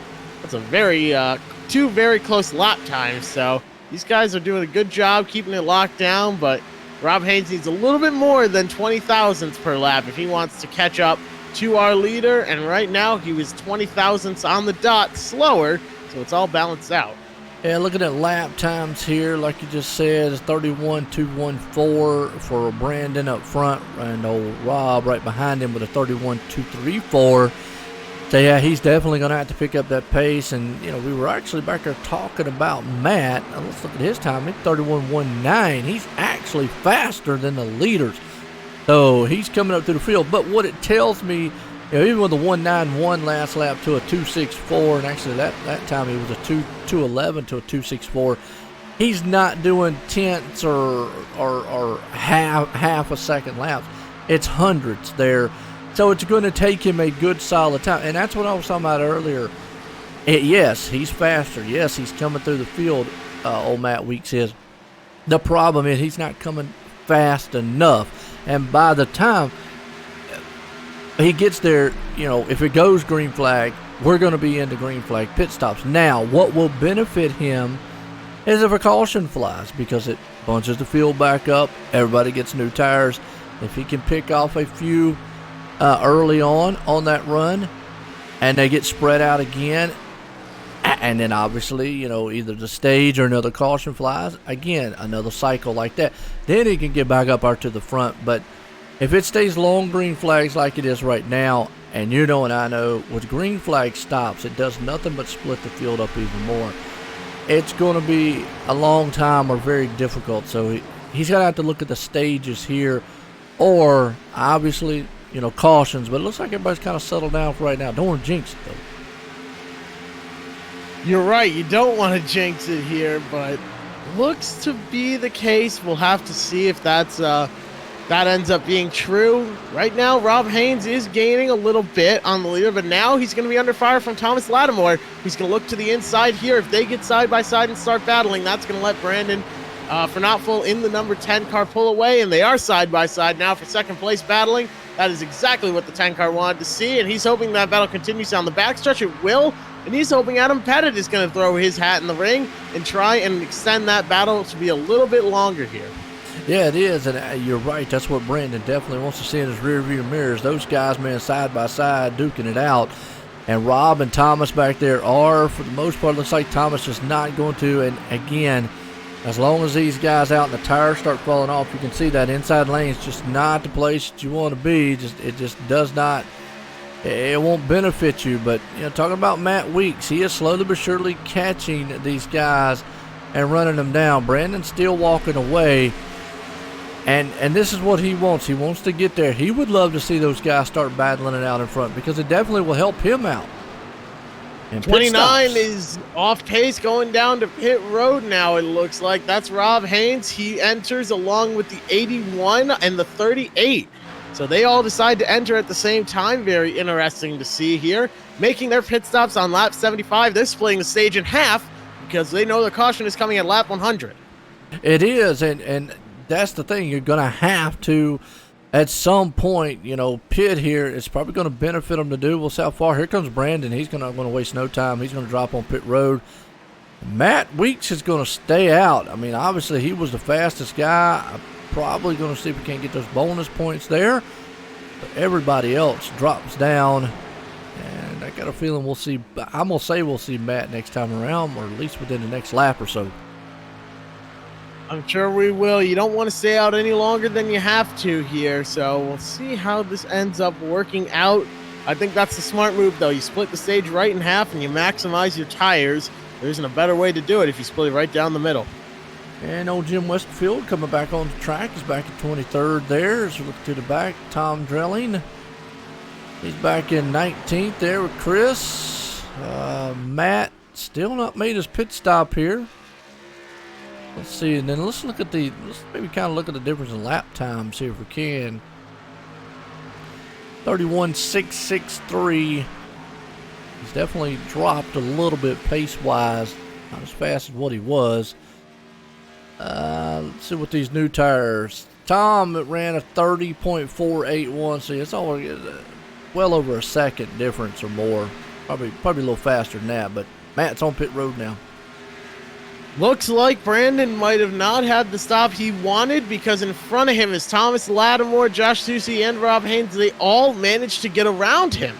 So that is not good at all for Brandon because he needed to come out ahead of those three, and he's now behind them. So if everyone comes down in pits, he's going to cycle around to fourth with Rob Haynes as our leader. You know, and the one thing that we got to look at here, it changes your mentality of a racer. Oh, McCann, too hot on the pit road, I think. He might be caught speeding. Talking about Matthew McCain. He might have gotten it woed down in time, but he was slideways going in and locked up those tires. And that's what you got to do. Get it on the edge. Sometimes you got to, definitely get all you can coming on pit road. Make up as much time, because the time on through the pit and off pit road, can be huge on the track here. But that takes us back to what we were talking about there with Thomas, Brandon, and those guys. Normally in a long style distance race, with stages like they do here, it changes your mentality as a race driver because you're going to have that caution. If you get marred back like Brandon is right now, he's like, man, you know what? I was out in the lead before, now I'm way back here. Green flag stop, split us up. I don't have to be over aggressive. Why? Because I know there's a caution coming here very soon. It's going to bunch us all back up.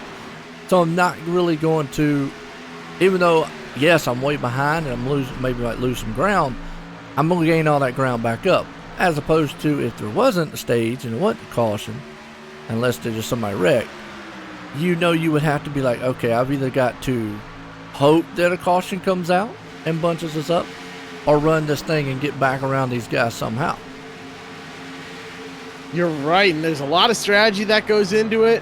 I think right now, though, if you're staying out here, your bet is pretty much made and it's time to lay in it, but I just don't see the advantage of staying out here as long as you can. I would have split the stage in half. Yeah, no doubt. I'm with you. I think you want to split that stage in half. So Brandon was able to move around old Josh right there for a spot and hang on to it.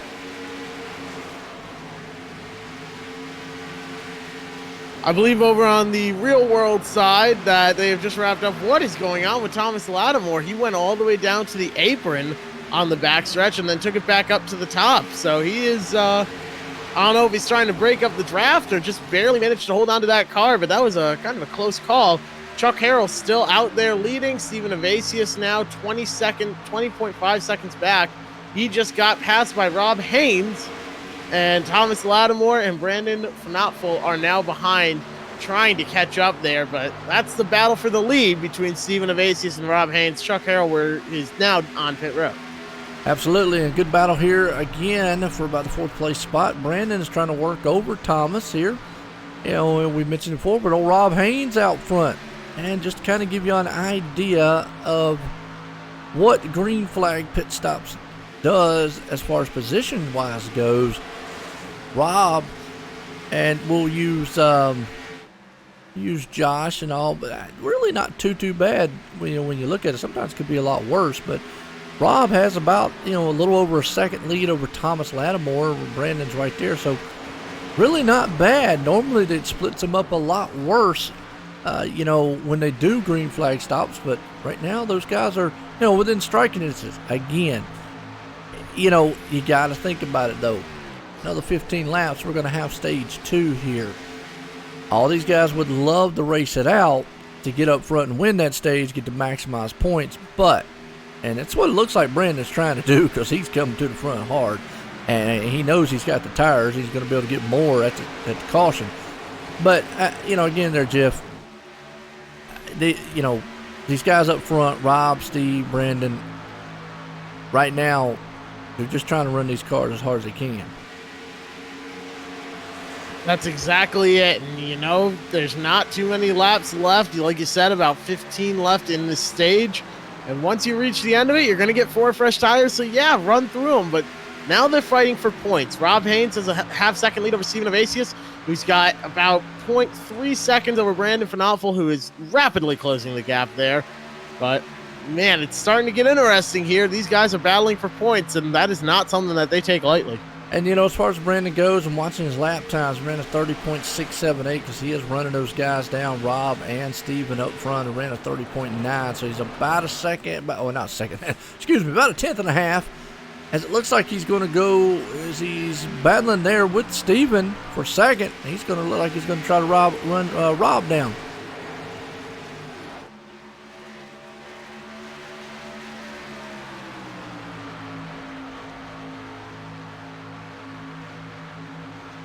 Rob Haynes now is like, hope I can hang on to the lead here because, well, Brandon's coming in a hurry. That he is. He seems to be the fastest car on track now. He's got 1 lap fresher tires, which might make a small difference here, but I think he's just driving the wheels off that thing, trying to run down Rob Haynes, and he's doing a great job of it. He's already gained about 2 tenths. No doubt about it out front. Hey, what's up, Reggie? How you doing out there? And you giving us an update on the 600 out there, I see. So,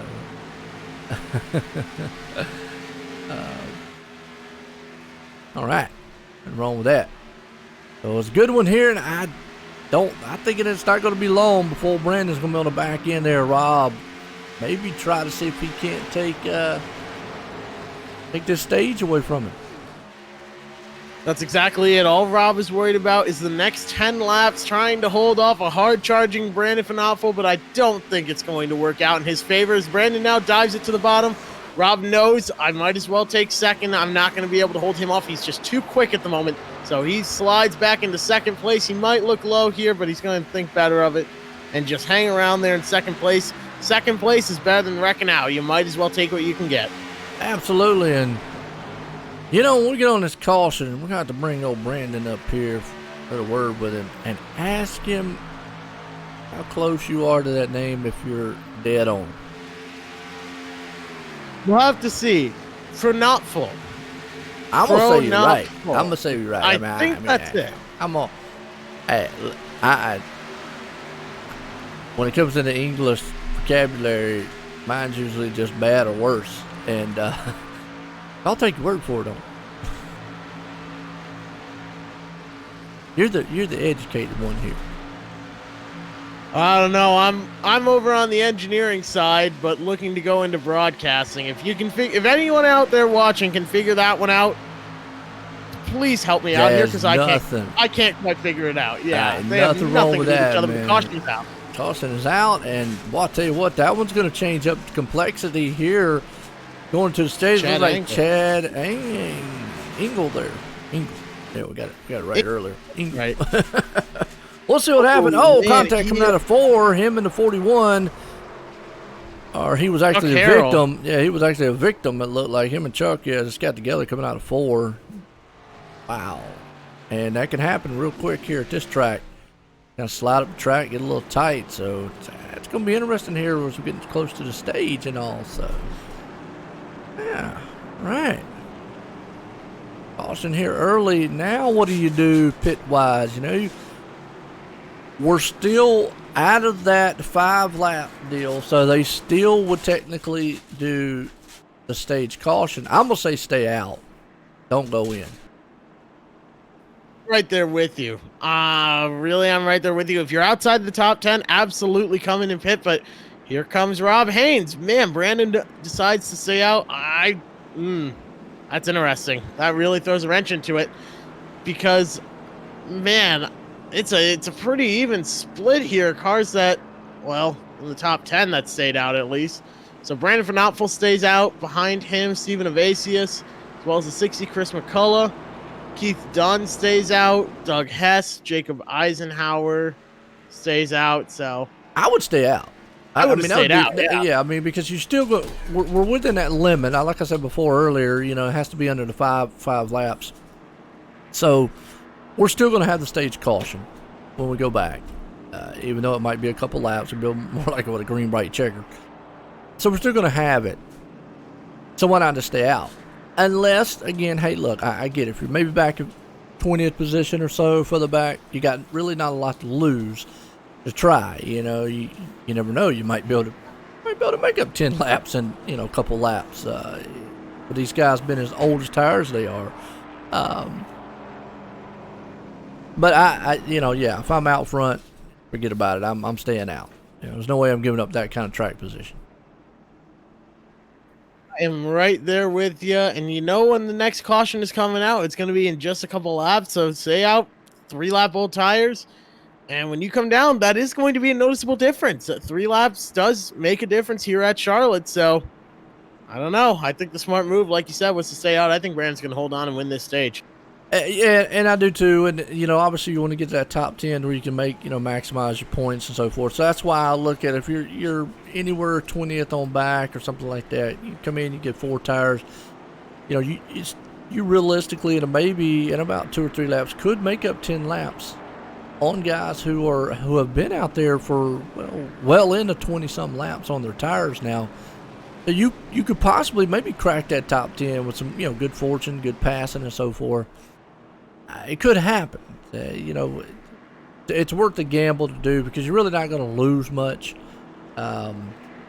because everybody's going to pit when the caution comes out. Or at the stage, everybody's coming back down pit road then.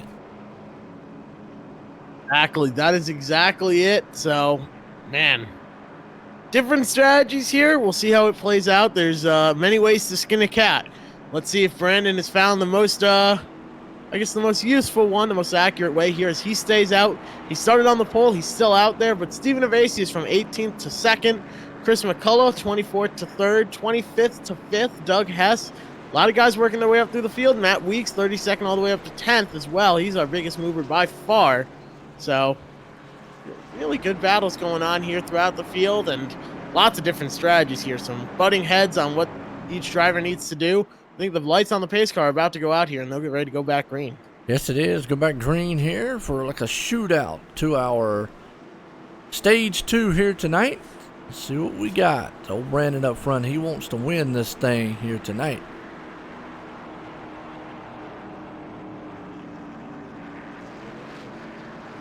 Who's your favorite out here? Who you looking to maybe think right now if you had to pick somebody to pull it off? If I had to pick somebody to win this race, I would have to go with Brandon Fernopfel. I really think he's figured out the pace he needs to run. He's been too aggressive. He's figured that out and dialed it back. He was too calm, and now he's kicked it up a little bit. He's able to work with the strategies of other drivers and adapt to it quickly. I think he's the guy that might come out of here at the end of this, but we're coming to halfway, so still plenty of time for things to change. Absolutely. So here we go. Lights off on the pace car. Shootout here. Stage 2 here tonight. Brandon going to be able to hold them off. Or somebody else get up there. Maybe ruffle the feathers there a little bit. Steve and Chris, don't count those guys out. I mean, we're talking about Brandon here, but those guys back there can get up there, maybe push and shove a little bit here. Yeah, it's going to be about 4 laps, so that's pretty good time, or, pretty good amount of time right there. It is, and right now, the pace car is about to come down pit road. It dives down. Brandon Fernopfel leading the way, gets hard on the gas there, doesn't spin the tires or anything. A good start. The 2 car, Stephen Evasius, slides into 2nd, and Chris McCullough now holding on to 3rd place. Just 4 laps here is all Brandon needs to lead with those old tires, and he will come out here the stage 2 winner. Let's see if he's able to do it, though. Yes, he is, as he gets a good jump in front of the field there. Steve trying to run, but you can see some of the guys back here in the back. Well, we got a good battle going on. Like I said, back about 10th, 11th place spot. They're top 10 guys. They do get bonus points, but they're side by side. We're in Thomas Lattimore, Kenneth McCullen right there, all door to door. Matthew Makem and Jim Westerfield up there in the mix. Boy, it's a storm of machines back here. Certainly is, and now they're battling for 2nd. That's allowing Brandon to pull away here. He's looking now to just get around here 2.5 more times, and he'll be all set. But they are battling further back. Nobody wants to give up any possibility of stage points. Well, right now, Thomas Lattimore's on the 10th place, but he has got a slew of machines, and they are just tearing each other up in front of him. Doug Hess and company. That could have been a big one right there. Got way wiggly. Thomas Lattimore's hanging on to 9. John Held. Well, look at this. This is a battle back here, and Matt Weeks in the mix back there, too. What a great battle back there, though. My gosh, that's cool to see. And now here comes Matt Weeks up on the outside looking to get some stage points. Makes a pass on the outside because that 60 car stayed on old tires. He is now really struggling. The 25 is stuck behind as well. That 25 car is Doug Hess. He's losing positions. They're making passes up on the outside because the 60 car is just clogging up that bottom lane on those old tires, trying to hold on for stage points. So he sits in 7th.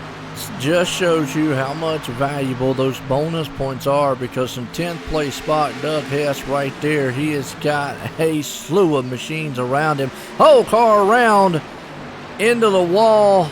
Going to bring the yellow out, and it looks like Doug is going to hang on barely to that 10th place. Jim Westerfield's going to come up behind him, but Chuck Harrell around on this one. Let's see if he had a little help. He's right there. Oh, he had to check up, and the 87 nowhere to go. Just got right there on the side of him.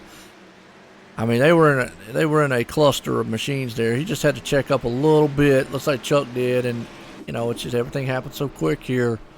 Car behind him, but look at that. I think Rob Haynes got around Brandon in the meantime while we were watching the caution here.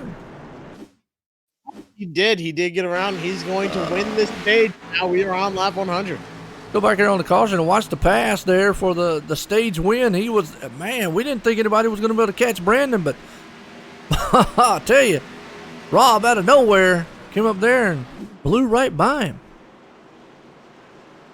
But now he's going to have to come back down pit road. So now Brandon for not full finished 2nd that stage. He's going to come down and get those fresh tires. I'm wondering how many people are going to stay out on those now old tires, about 3 laps old. At this point, I'm gonna tell you, they were basically racing for this stage. Everybody should come in 4 tires and fuel, because now you don't know, when the next caution, if it goes yellow green like it did before. We did have a pretty good long green flag. So I would say most of the field pretty much going to come down. As it looks like Rob Haynes. Yeah, it looks like old Josh and Tom did, and I'll tell you what, Brandon lost 2 spots on pit road. Like he did, man. That's unfortunate. Now you get frustrated there when things like that happen, and it's sort of out of your control. But yeah, now he's got a bit of a gap to overcome. Rob Haynes, though, sitting up there, had himself a stage win now. He did a great job. The thing is, you look at it, and we talk about, we don't talk a lot about it, but we do. Racing is made up of, folks, a lot of times by thousandths and hundredths of a second. I know people might go, well, it's only a second. That's not long. In racing terms, that's an eternity. So we look at thousandths, hundredths, and tenths is the biggest thing. So with that in mind, we just talked about Brandon losing, 3 spots on pit road. Actually, he 1 spot because he came in 2nd and he's 3rd. The reason being his pit stop alone. And I was talking earlier about coming on pit lane, your pit stop, and off pit. There's 2 times that we look at. One, the pit time. And old Thomas Lattimore out there and Tom Drelling, Thomas did a 2-tire stop. Rob Haynes, my bad, had a 14.52 pit stop as opposed to Brandon's 15.42. So that's almost working on a second right there, time-wise difference between them. That is huge, very huge on the track, and it cost him a lot of time, even though Brandon has the preferred pit stall, and you got to calculate it. But the other time that we look at right here is when they come on pit lane, and you mentioned earlier about, I think it was Matthew who came in hot on the pits, coming into pit lane. Reason being is because of this time right here, the total time on pit road, your pit stop, what time it takes for that, and off pit road. And that's the total pit time. And to look at it right here, Rob Haynes was a 42.62 to Brandon's 43.90. Again, second? Again, a little bit over. So that right there, that right there translates to on the track of why Brandon now is sitting where he is and Rob is.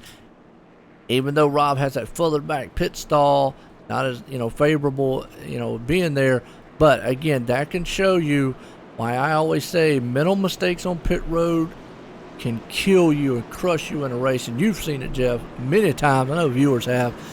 Guys lose races on by just being on a pit stop. Absolutely right. Pit stops make or break your race, especially if the mistake happens later on in a run. It can be absolutely killer.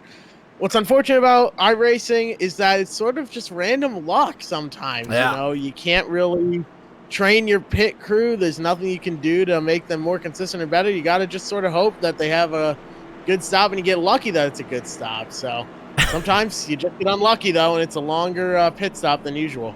Well, and you can't go out there and fire Jed the tire carrier or anything like that. So, hey, it's just unluck, like you said.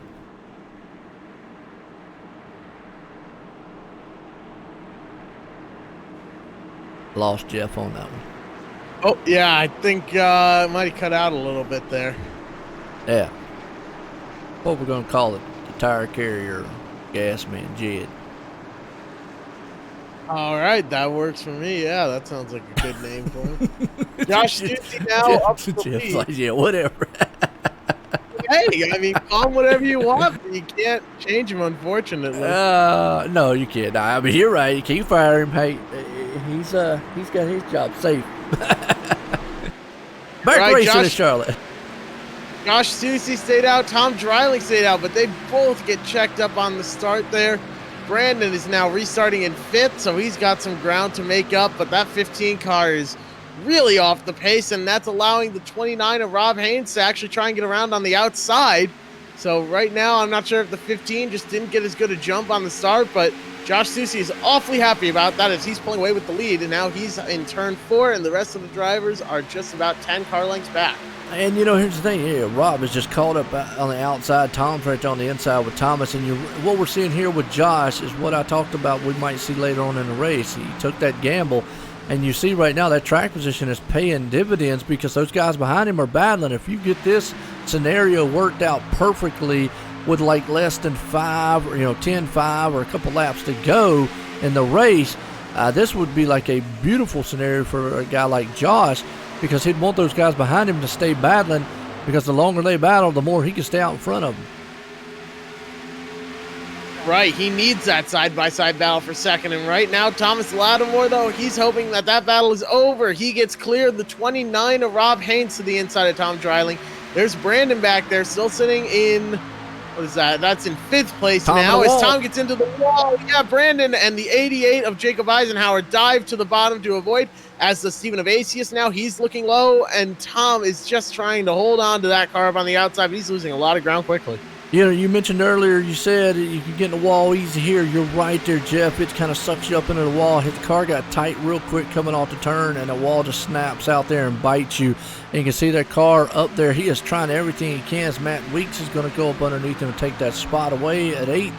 But old Josh up front, as Tom is struggling way back in the 9th there. And old Thomas trying to run him down now as Josh is out front. But I said earlier that, the move could benefit later on. We're seeing it right here, what track position could do. The 4 tires back there, if they battle long enough, they'll kind of fall off to where the guy in front can make it hard for him. Rob trying to look at it now. What Josh would love to see is maybe Rob and Brandon get up there and battle a little bit with Thomas, maybe slow his pace down. What he's hoping. Josh needs that pace of Thomas Lattimore to be down, but Thomas is not even a car length off. Same thing with Rob Haynes now, who sits in 3rd. He's right on the back bumper of Thomas Lattimore. They are very close here. Might see a bit of a tap going into turn 1 there from the 38 to Josh Stussy. Here comes Brandon, though. Don't forget about him. He was strong all race. Now he's looking down to the inside of Rob Haynes. Rob Haynes goes down to block. Brandon is going to look low, but think better of it. He's not going to be able to get a run. But up towards the front now. Thomas Lattimore to the inside, Josh Stussy. Josh is going to fall back now. He's going to lose a couple positions as Rob Haynes is going to look to the inside here if he's going to be able to get it. Let's see. He does get a run now. The 29 to the inside is going to be side-by-side with the 81. Thomas Lattimore to the lead, though, on lap 111. Yeah, but that was a good showing in what can be done later on in the race by Josh there. He was able to hold on to that lead for several laps there before Thomas and then was able to run him down. And now Rob and Brandon both are going to try to work him over. And kind of funny, I was just thinking Memorial Day weekend, and well, hey, say happy Memorial Day to everybody. I know there'll be some cooking out going on, but the biggest thing is we want to give a shout out to all the military personnel out there and all the ones, you know, obviously lost in battle, because that's really what the Memorial Day is all about. But with that said, the reason I want to say that is because we got Rob there sitting in second. He's got the beer stores and then the McDonald's machine, so you got beer and burgers. Now, I don't drink, but I know a lot of people, man, that's going to be the combination. With you there. I mean, it's sort of nice though to just grill out and have a nice burger on Memorial Day. But like you said, we have to remember what the holiday is all about. It's about those that have fallen. We have Veterans Day to remember and celebrate the ones that are still around, and that's in November. But Memorial Day, you know, it is nice it being the unofficial start of summer and grilling out and opening up the pool. But you know, it wouldn't be possible without those that made a sacrifice. Oh, absolutely. Boy, I tell you what, they are wrecking in the back here. Huge one. Doug Hess around. Yeah. Darren, I believe, got caught up first in this. Let's see. Yeah, he was back. Oh, he just got popped from behind and then came back, hit the inside wall on the track. Adam, though, another one there. He just got turned all around. I saw it happening there kind of live as it was happening in the back. Let's go back here on Adam and see what happened here. It's an unfortunate wreck. There are a lot of good cars caught up in it, but unfortunately that happens sometimes in these races like this. Oh, yeah. You just in a wreck. They're side by side going into the turn. Riding along here with Adam. Oh, looks like just him and another machine right there, 25, just got together in the turn, and then it just was a... Oh, then Adam actually had it cleared. The next thing you know, two cars in front of him just came flying down the track, and he had nowhere to go. Adam actually was just riding clear sailing. The next thing you know, he has cars in front of him sliding.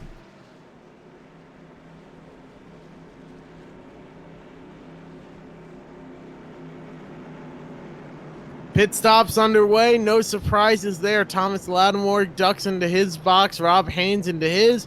Now let's see if Brandon is able to get a better pit stop than he had last time and gain some time here. He might be able to gain a position or two. But Tom Dreiling now as well. Looks like he's stayed out again. I see why. I have to actually go into the... Give me 1 second. I can fix that. He is still out on track, and is the leader. Scored as the leader. All right, good deal. Let me fix this of what he's talking about. I know what he's talking about.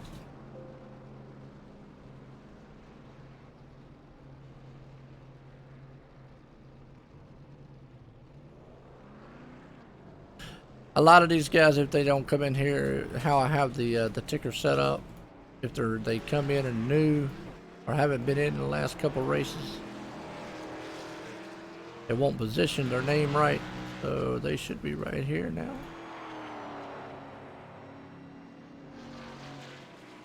See if that changed for you. Aha! Look at that. It's magic. I'll see that. The magic of technology. Absolutely. Cool. Under caution here, bring out our title sponsor here tonight for cautions. That'll be Select Seal Coat and Asphalt Repair. If you're looking for anything done, check them out. They do commercial and residential. Select Seal Coat and Asphalt Repair. Caution sponsor here is we're under caution tonight at Charlotte Motor Speedway.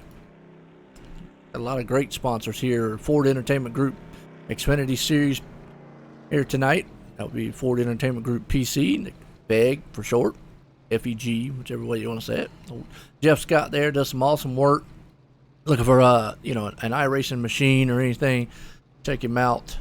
I think he sells some wheels and rigs and all kinds of stuff too. So also come being the major title sponsor here. We also got iRacing, iFlag's butt kicker on board here. There are several other sponsors. They've got a lot of sponsors here. Rookie of the Year, they got GTR here also, and they're kind of flipping through down there at the bottom part of the screen, so definitely check out all the sponsors. Check out the iState Racing League here is what it is tonight. Check them out on Facebook. Been a good one here at Charlotte. We're definitely past 2 stages here tonight. Looking for our final stage, lap 150. And obviously the final lap after that. But the final stage here, who's going to win it? That is the $1 million question. And who is going to come out on top? Thomas Lattimore being scored as the leader, but right now he's got Brandon Fernopfel right behind him in second place. We are 58% of the way through this race so far, a little over halfway. So these guys now are starting to think, all right, what am I going to do to get myself up front at the end? They know a stage is going to end here on lap 150, and that's the next thing that they're racing towards. So we'll see what ends up happening. Hopefully we'll have a nice long green flag run here and keep these cars moving. There you go. I mean, we've had some pretty good long green flag runs there. I mean, the beginning of any race, usually the guys are filling out process. They get out here and they want to try to overdrive the track a little bit, and you have a few cautions there and kind of get these long green flag runs in because now they know what the car will do. They kind of settle down. And obviously we have the stage cautions here and whatnot. They definitely know they can help out. But here was kind of a wreck. It involved several drivers. It's set to go back green here shortly, but yeah, we've had some pretty good long green flag runs. So I think a lot of the guys know what their car will do because we've had a couple green flag pit stops. That we have, and right now Thomas Lattimore started 15th all the way up to first, but Matt Weeks, keep an eye on him. He's been working his way up through the field all night, lap 117 now. He is up there to 5th after starting all the way back in 32nd. What an amazing run for him so far. It has been. You talk about Matt right there sitting in 5th. That might be the car to keep an eye on. He might be the sleeper here tonight as pace cars in. Thomas is going to drop that hammer down, and we're getting back racing. Brandon's been fast all night long, but he's had Jacob right there along with him. Kenneth up there, actually the Daytona 500 winner there, Kenneth. He has had an up and down season so far, but a good night here tonight. Never could change that around for him. But I still say, like you just said right there, keep an eye on that man sitting in, well, he's back in 6th now battling, but he's up in the 5th place. That's Matt Weeks. He has definitely been able to charge to the front, and this is what he wanted. Caution to get him all, kind of closed up a little bit. Did that work out better for you there, Adrian? I think it should show the numbers a little better for us. I'm blaming on Jeff up here. It's his fault. It's my bad there. My faulty engineering caused it, so that's why I'm looking to work in announcing, because my engineering causes things like that to happen. Right now, Brandon Fernopfel should consider doing some driving here because he's doing a fantastic job tonight. Cruising back there in 2nd, looking to run down Thomas Lattimore, who's having a great race. Jacob Eisenhower sits in 3rd. Kenneth McCullough in 4th, and Stephen Evasius is now taken 5th away. Actually, I'm sorry.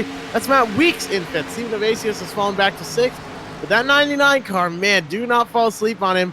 Started dead last in this field and is now running up in 5th. We still have 21 cars on the lead lap, the last of which is Darren Bruce, who's lost that entire back end after running really, really well. He was leading for a while there. He won the first stage, actually. Waylon McConnell there, back there in 20th, started in 31st. Is now working his way past alongside Tom Dreiling. He's working his way around the 57 of Adam Pettit. So some good battles going on further back in the field as these cars start to get organized. They are. They're going to try to, but we mentioned early on that you've got to get what you can early here. And you see Tom battling it out back there in about 17th place spot. He moves to 16th. Rob Haynes in the mix. Those cars have been up front, most of the time. Their pit stop didn't help them out there. Under that caution, as they're marred back in traffic, we'll have to see if they're able to get back to the front. You've got a lot of guys here. Jim Westerfield, remember early on, he stayed out for some bonus points. He's up to 10th, so quietly moving his way to the front. Quietly working his way up through the field. But that goes for a lot of drivers here tonight. Unfortunately, we have seen some that have been struggling, though. From 6th all the way to 16th, Tom Dreiling has just really not been able to get up to the front and stay up there. It's been a rough night for him so far, hoping to turn that around. From 7th to 19th, Adam Pettit, another really rough night, was involved in that last wreck. Matthew McCann, though, that 00, starting 2nd now, all the way back in 18th. Talk about can't catch a break, unfortunately, but For every driver that moves back, there's drivers that move up here. Matt Weeks being the one we've talked about the most. Kenneth McCullough, though, now started towards the back of the top 10. Now he's up to 3rd place. 24th to 8th. Chris McCullough, I imagine they're related, Chris and Kenneth. So the 03 and the 60, probably related, but we're not 100% sure yet. John Held, 27th all the way up to 10th. A lot of guys moving their way up through the field. And Brian Rainville, 28th to 12th. Very good stuff here that you love to see. Thomas Lattimore, though, speaking of things you love to see, who doesn't love a battle for the lead? Lattimore with that back bumper filled with Brandon Fronopful. Man, say that 10 times.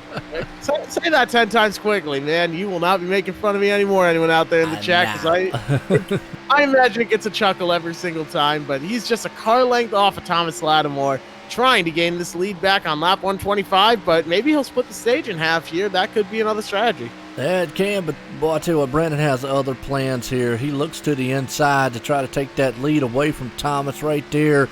And I guarantee you, Thomas opened the door up just ever so slightly, and Brandon says, okay, we're going to run through it. He's got the inside.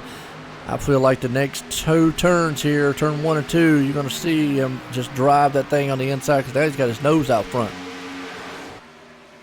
Now he's got it. He is clear, Brandon is. He's got the lead locked down.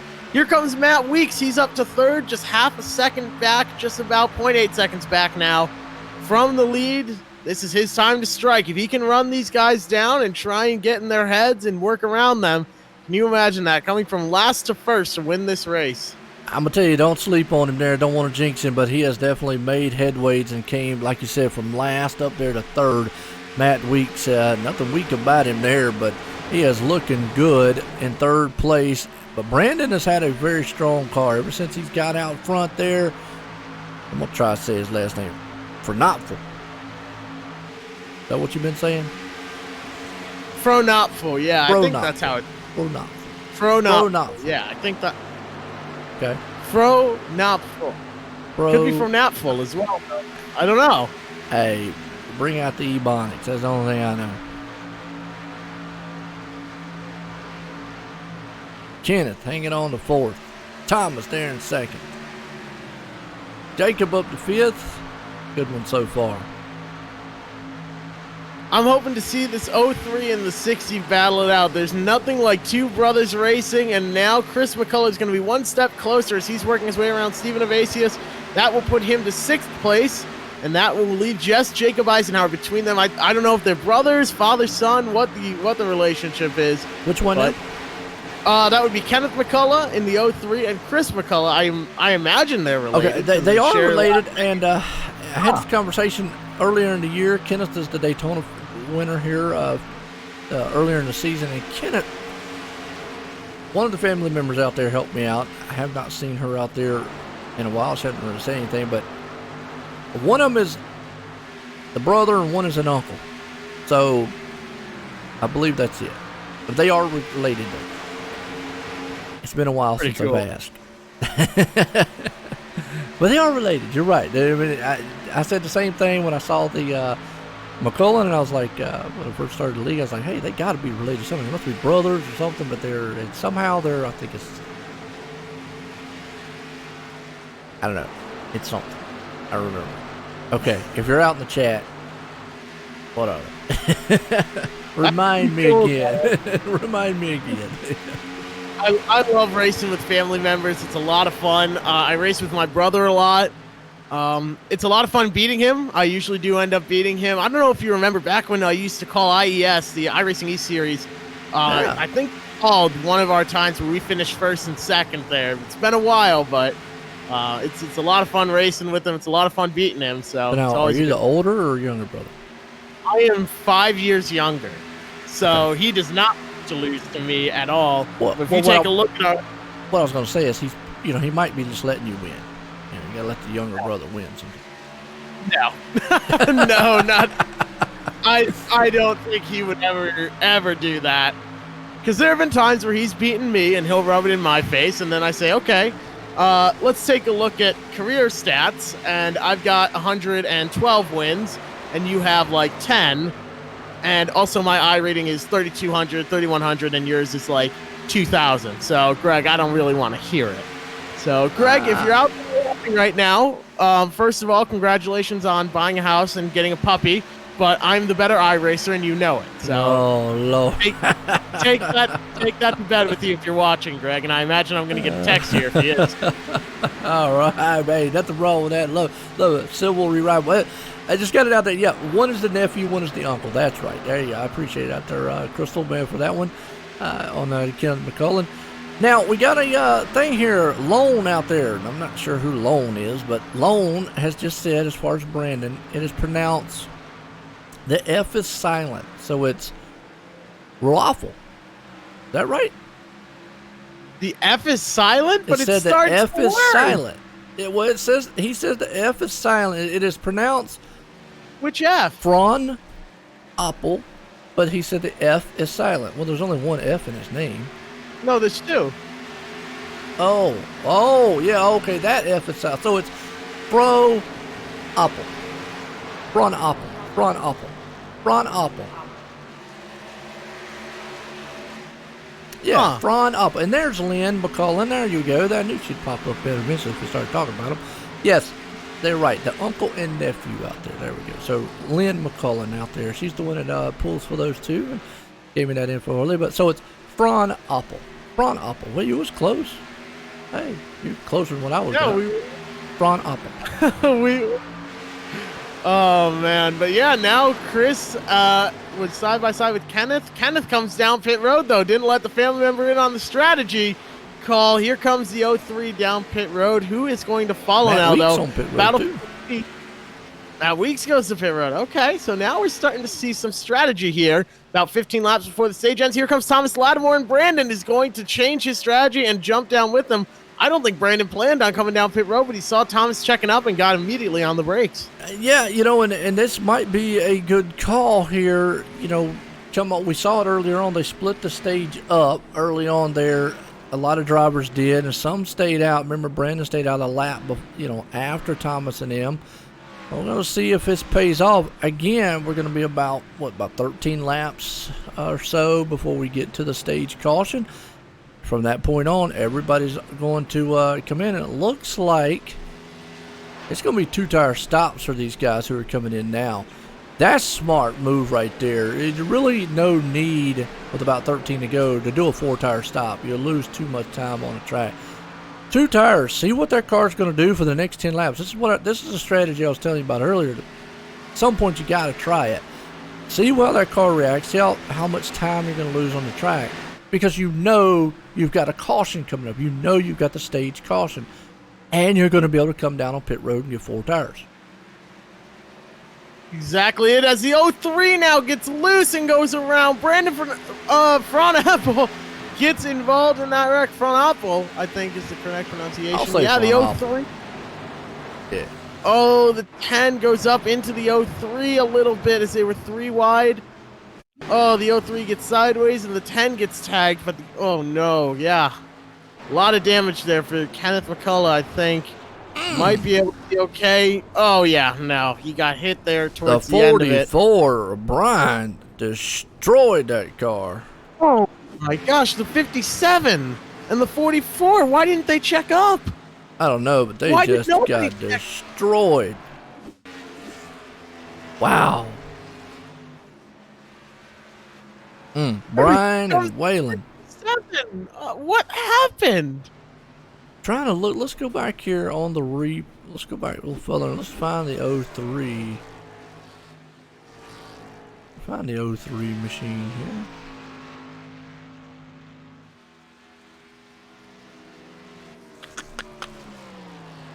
iRacing sometimes goes crazy with their number system.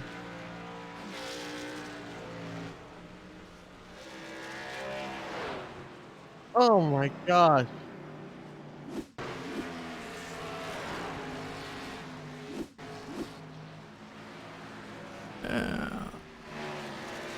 So what happened is that wreck occurred, and about halfway through turn 3 for the 57 of Adam Pettit, the caution came out, and he was a little bit slow getting to the brakes. He was still at about 158 miles an hour, sees the 03, then slams on the brakes, but it's too little too late. Oh, Brian and Kenneth got together originally. Right. In the wreck. Yeah, there, Brandon. yeah. And then he's just sitting in the middle of the track trying to get away, and then the next thing you know, just got destroyed. Adam Pettit hit him. And then Adam Pettit bounced off of the 03, and a 44 hits him, which sends him into the 03 again. Then the 1 car hits the 57, which sends the 57 tumbling end over end. The 5 cars somehow ended up in there. I haven't seen anything like that in a while. Chaos. Well, and it looked like Kenneth, he was basically there, and he thought the track was clear. Nobody was coming at the time, and he went to go back up, and the 57 there of Adam, you know, he's full on it because he's nowhere near this wreck, and probably the caution comes out, and he's still trying to slow up. He's still nowhere, you know, watching it again here, nowhere near, nowhere around, and yeah, he just, before he could get slowed up, he was heavy on the binders. And then, like you said, he just got destroyed again, but he was heavy. He got heavy on the binders right when he saw Kenneth and just couldn't get slowed up in time. But unfortunate for Kenneth there, caught up in a wreck, tearing that car all to pieces. And I'll tell you what, that's why we were just talking about it. See, we need to quit talking about them so much. They always get in a wreck. We always jinx them. No, it's crazy. The commentators curse. Well, that one, again, you know, we saw this before. They're going to end us on their stage. So, they're going to be on another shootout here.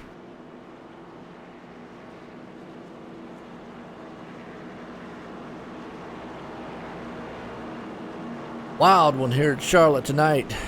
We're in the caution here, and our title caution sponsor here, Select Seal Coat and Asphalt Repair. Them guys out. So we're in a caution here tonight for those guys. I think your laundry is done, Joe. It is. It is. I have the same. Good thing they can't hear. You can hear it. You don't have the filters on, but they can't hear it on the stream, so that's a good thing. Oh. Yeah, so you can hear all the sounds in the background, and all the sounds that you hear in the background and stuff. I have filters on the screen, on the stream side, that where people out there, they can't hear that. So, like, my wife could actually be in the kitchen talking or something. Actually, she runs a sewing machine in the back. You might be hearing that. You might hear it, but they don't hear it. I didn't know that. So for those of you that couldn't hear it right then and there, Joe's dryer played washing machine. Oh, the dryer does too. It's the jingle. same thing. Yeah, they're both the same thing. Yeah. So the washing machine and dryer play a jingle when they're done with their cycle, and I recognized it because mine is the exact same one. LG. So I heard that. Yep, and made a comment about it, but apparently you all couldn't hear it, so never mind. Over on the real side, though, in NASCAR, the Coke 600, Alex Bowman won stage 1, and he's leading the way at the end of stage 2 right now. He's got about 7 seconds over Martin Truex Jr. That's my favorite part about this new computer that I've built, is that I can have the Facebook stream, the YouTube stream for this open, plus the Fox YouTube stream, or not the Fox HD stream here of the race, as well as the iRacing race, and still have about 200 frames. So if you're looking for a new computer so that you can do the same, F.E.G. PC is the place to go. I was going to order one through them, and then I said, I'm an engineer, dang it. I'm going to build it myself, and it was miserable, but I did end up getting it done. So right now, though, they are back under the green flag here in the F.E.G. PC 300-mile race here at Charlotte, 200 laps. They've completed 143 of them so far. Thomas Lattimore leads the way. Josh Susi now sitting in second. Chris McCullough sits in third. Actually, now he's up to second, but it's going to be side-by-side with Josh Susi. Looks like he's going to fall back to third on corner exit. I think I'm right there, but we'll see. Just 7 laps to go left in the stage when they cross the line. Yeah, and everybody's going to try to battle to get it what they can here. Like I said, Chris is definitely trying hard to get around Josh there, but Josh firing back on the outside with that number 6. Excuse me, Chris on the outside with that number 60 machine. As Josh on the inside. That's about a second. They trade paint coming off the turn. And it's going to put Josh back to third. Chris Bastille going to hang on the second place spot. And just a heads up to show you, Brandon, well, he is marred back in traffic, back in 14th spot there after, that caution. He's got his work cut out for him to see if he can't get up to the front. Matt Weeks back in 11th. That's around about the 10th place spot. Remember, you want to be in that top 10, get some bonus points. John Held holds on to the top 10th place spot right now. Right back there, you see another battle going on. Matt Weeks, like you said, is up there in 11th, battling the 77, John Held. I wonder what caused Matt Weeks to fall so far back, but still, look at this. Just 12 cars left on the lead lap. That's going to lead to some very interesting strategy here as we have 5 cars that are 1 lap down. Anthony Thitchener, Brandon Fron Oppel now is 1 lap down. He's in the position to get the lucky dog. Anthony Thitchener, Roger Rios Mateus, and Anthony Keys and Darren Bruce are all 1 lap down. So let's see what their strategy will be to get back on the lead lap. Yeah, and Brandon right there, obviously getting caught a lap down, but he definitely, the good thing he wants to stay where he is, because with the stage caution coming up, he knows he's going to get that wave around and get back on the lead lap, get a shot to get back up here and win this thing. With Tom Drilling right there sitting in 12th, John Held in 11th. Matt moves it up in the 10th place spot. That man's been on the move all night long. I don't know what marred him back there. He wasn't third. I don't know if he had a bad pit stop. Let's see, his pit stop last time wasn't bad. It actually was 14.9, so not sure. There's some guys in front of him. Oh, a lot of guys in front took 2 tires. About 3 of those guys in front of him right now took 2 tires, along with Thomas Lattimore leading. Took 2 tires, so that definitely is a reason why he lost it probably at least 5 spots just by the 2 tire stops alone right there by a lot of guys who took them. And again, why not? You're a couple laps in, you got nothing to lose. Let's see how fast the car is. Look at Thomas, though. He took that 2 tires. I was telling you before, in the right circumstances, right situation, it's going to pay off. If this was the end of the race and we were racing to the checkered flag, instead of the third stage, you see the payoff that it would be right now. Absolutely, and they are rapidly approaching the end of this stage. It's looking like Thomas Lattimore is going to lead the way there to it. He's breaking up the draft on the backstretch, going to the bottom and swerving back up to the top. I don't know if that's the best course of action, though. The draft isn't going to be as big as the guy in front of you swerving down low. Moving around the track, you're covering more ground, you're slowing down a bit. I don't think that's going to open the door to Chris McCullough to get up there, but I believe they're going to do 1 more lap here. White flag is out for the stage here on lap 150. It is, and the battle is on back here about 8th, 9th place spot. You got Jim Westerfield, Steven, Matt Weeks, all right there in the cluster. Look at Matt go to the inside of that machine to try to take that spot away. The 35 of Jim going to try to take as they're coming out of the last turns. Thomas is going to win the stage, but boy, the race is on for around about 7th, 8th, and 9th. Matt's going to come across the line behind Jim for 7th and 8th. Man, what a race back there for that area. Great run to the end there. Now Brandon is going to get the lucky dog, the lap back here as the number 10 car. That leaves Anthony Thitchener, Anthony Keys, Roger Rios Mateus, and Darren Bruce. They're going to have to take a wave around if they want to get back on the lead lap here. Absolutely is under caution for our final stage here tonight. So now, rest of it after this is going to be for all the marbles, so to speak. We're going to run it out here and see what we got. And, just to answer my question, there are 201 laps into 400 laps in the real NASCAR race. So we're here at the kind of the half distance here tonight for the Ford Entertainment Group PC one. Xfinity Series tonight here. But at the rate they're going, they're going to be well past midnight for that thing to be finished. We were talking about that earlier. Race, yeah. No, the real one. Well, if we're here to midnight on this one, something has totally had to happen. That would be solid. That would have had to happen. Yeah, I mean, we would. The whole race would have to end under caution, pretty much. The rest from now on, we'd have to run the rest of this race under caution to make it to midnight on this one. But no, we're under caution here for the third and final stage tonight here, and it's been a good one. We've actually, yes, we've seen some cautions out there. We've seen some wrecks. We've had the stages. We have, though, seen some long green flag runs, and we've seen some green flag pit stops. Right here, what we have seen, there'll be one more pit stop. When do they take it? That's going to be the next question. If it does go green from here on out, okay, let's just take the caution out of the equation.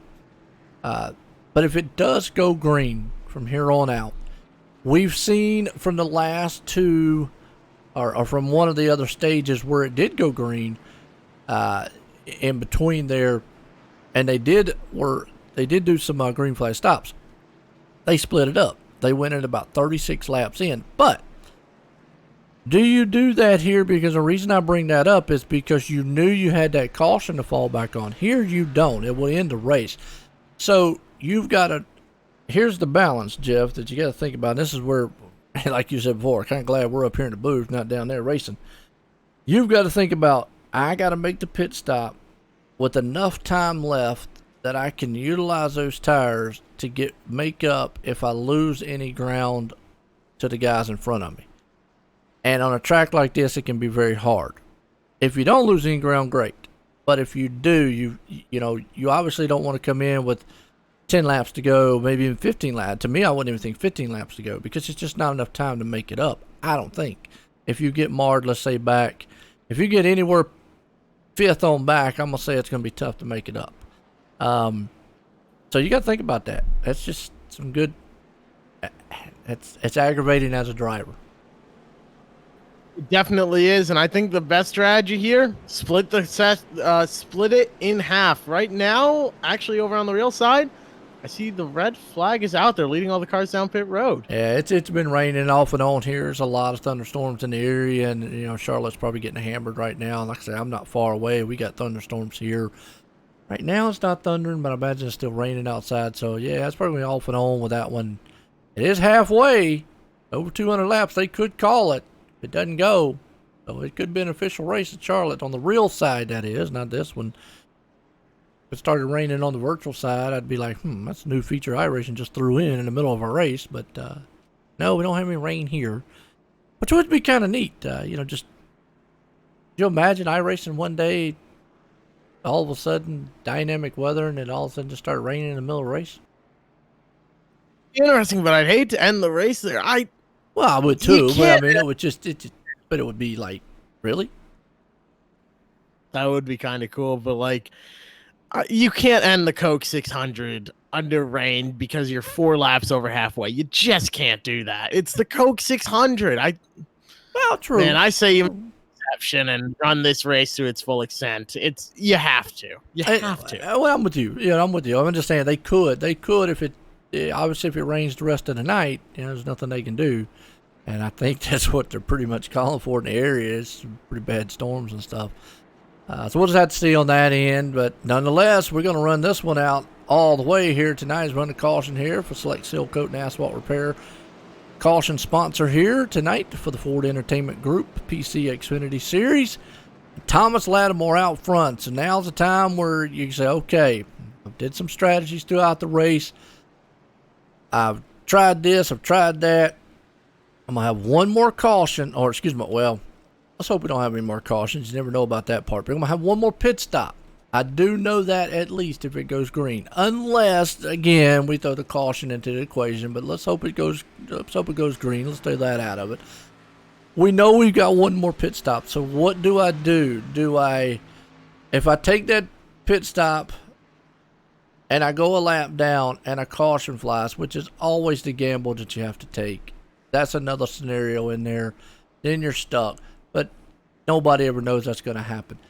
It's the question of when you take the pit stop to maximize and know that you're going to be able to make up the ground, still have enough tires at the end, and you're not going to have to overdrive that car. So we're going to see here as Thomas Lattimore's out front, getting set to go back green here at Charlotte.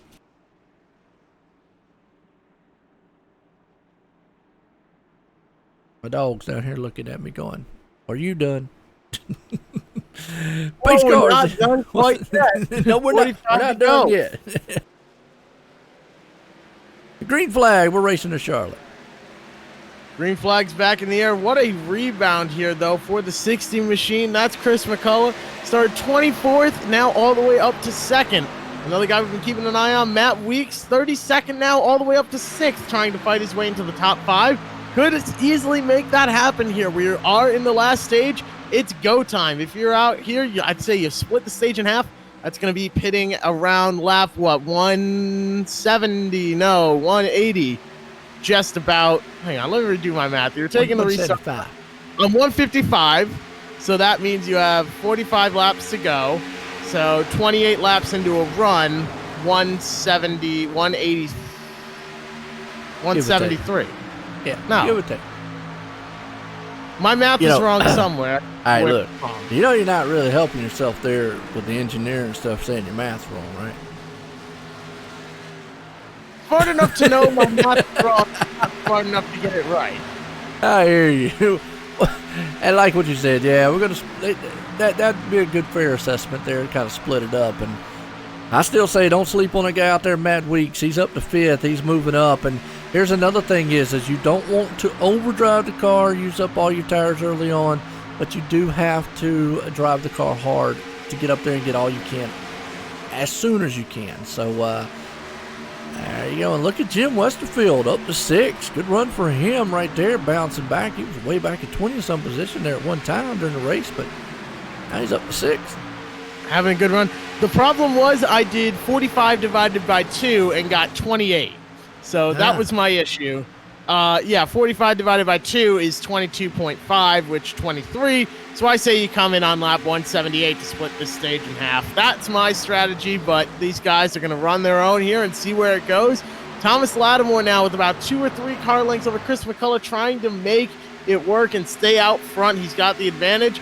But how about Matt Weeks now? Clears the 81. Now put him up to 4th place. Josh Lucy back to 5th.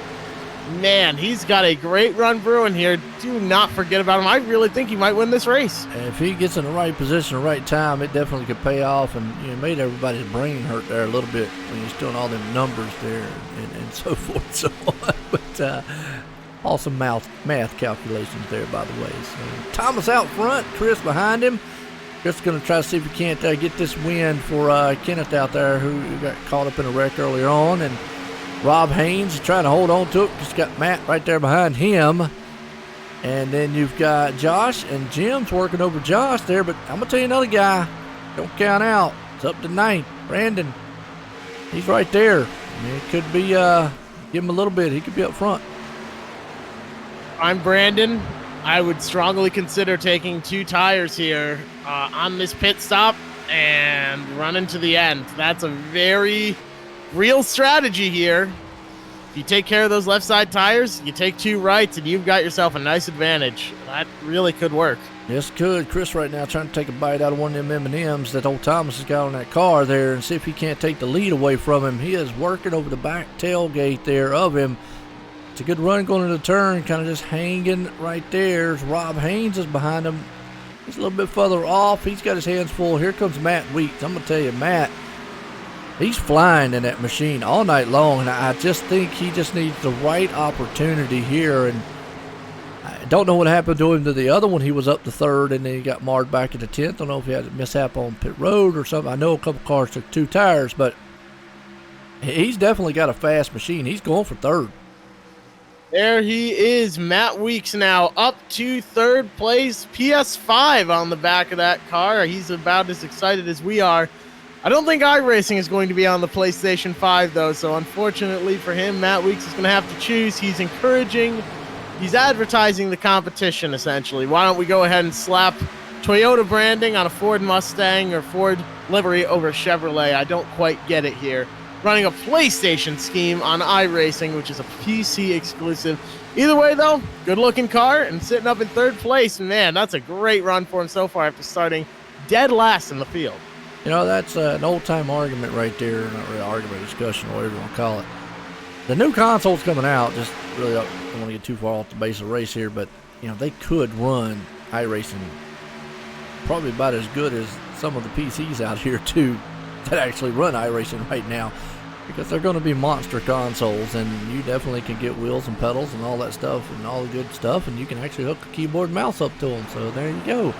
In a nutshell, you basically got they really are just purpose-built PCs, basically, and so hey, he's showing just how fast he is in that machine, though. I mean, Matt is running down Chris. I don't want to jinx him out there, but I'm gonna tell you, you give another couple laps or so, I got a feeling he's going to be on the back end of Thomas. He can get around old Chris here. And wouldn't that be a story? Start dead last in the field and work your way up to win it at the end. He is gaining on Chris McCullough. He's putting down some amazing lap times. That last lap of 30.66. Absolutely phenomenal there. Unheard of to be running this quick this late in the race. A 30.86 there on that last lap, but he is quickly running down the leaders here. He's gaining on Thomas Lattimore as well as Chris McCullough. Yeah, it is. Good run so far as Matt is trying to do everything he can to see if we can get up there, but Thomas is holding his own right now in second. Another one on the move, Brandon. Well, he's up to 7. Jim Westerfield right there in 6. Steven hanging on to the 5th place spot, but Brandon's on his move, and Matthew McCain right there, 9th place spot, along with Josh and John Held hanging on to 10th.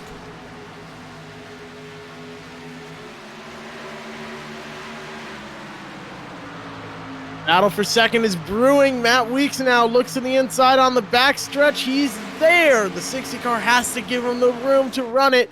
He's down there on the bottom. He's got the run off the corner. He'll be clear. Second place to Matt Weeks. Now he's got his sights set on the leader, Thomas Lattimore.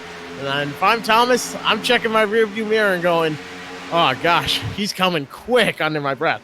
Yes, it is, and I'm going to tell you what a bounce back here. Matt Weeks, like you said, from dead last starting spot all the way up to second, looking to take the lead here over Thomas Lattimore. And Chris hanging on to 3rd place right there. Rob the 4th, Steven up the 5th. Man, I tell you, I want to see what his lap times are here. Just curiosity. Last lap, Matt had a 31.058 to a 31.059. So they're almost identical. I think Thomas knows, man, I need to pick up the pace because Matt is just hammering down some lap times. He is. That's unbelievable. That's really unbelievable, the lap times he's putting down. He was running in the 30.6s for a while, but at the same time, that means he's burning up his equipment and running it hard. This last lap that he just ran, a 31.118, a 31.151 for Thomas Lattimore. Matt Weeks is quicker, and he's coming. He is. And old Chris hanging on that 3rd place right there. Chris doing an outstanding job. Unfortunately, Kenneth may get caught up in a wreck early on, so the McCullen boys out there looking good. Chris definitely would love to, if he can't get up there and win this thing, he'd love to maybe finish it out here and, top 3 at least. Come out here with a great finish. He's got a good position here over Steven as laps are winding down. We're at 172. I'm with you. I got a feeling. I'm going to say within the next, about 8 laps or so, we should start seeing green flag pit stops. I believe we will. That's what my math checked out to last time. Lap 178 is the prime time to split it right in half, but I don't know. I made some pretty dumb mistakes on my math, so I don't know how much they're going to trust. But I'm pretty sure lap 178 is going to split it in half because they didn't start right at lap 150. There was a couple laps there while they were pacing. So 178, that's where I'm expecting to see them come in and pit. And right now, though, Matt Weeks, man, he is gaining fast on Thomas Lattimore. And here's a good one to throw out there. And hey, viewers, if you got to chime in too out there, if what do y'all think is going to happen here? I know we got some good experts out there, and a lot of family members like it. But here's the thing, Jeff. You got Matt. He's coming on strong on there. Thomas out front leading it. But if you're Matt, do you short pit it, or do you come in with Thomas, or do you come in a lap after? I'm gonna throw my scenario, and I'm gonna say as fast as I am, and it obviously looks like those two guys are pretty much dead even. I would try to short pit it and try to gain as much as I could. Maybe force Thomas's hand. If Thomas wants to hold on to it as long as he can out front and run this thing as long as he can, I would try to maybe force the hand of Thomas and short pit. Be me. So what do you think? I think what we're going to end up see happening is Thomas is going to stay out until Matt Weeks passes him. That's going to be the key here. Yeah. He just has to hold on to that lead for as long as he can, but lap 175 is now in the books here. 25 to go after 300 miles at Charlotte. Matt Weeks is a man on a mission after starting dead last all the way up to second, and he's using a bit of lap traffic to his advantage. Thomas Lattimore is now taking a different line than he's used to. I think Matt can take advantage here. He's within 2 car lengths of that leader. When will he come in and pit? Man, I think that's going to be right when he gets past. The 38 gets past. You come down pit road, and that forces the 99 to stay out an extra lap. Absolutely. I'll tell you what, me and old Jeff up here, we did last week, we had a fun race, and we see Here right comes there, Thomas, he's going to take the short pit strategy. He gets into the back of him. The Who 60 got it? hits him on corner entry.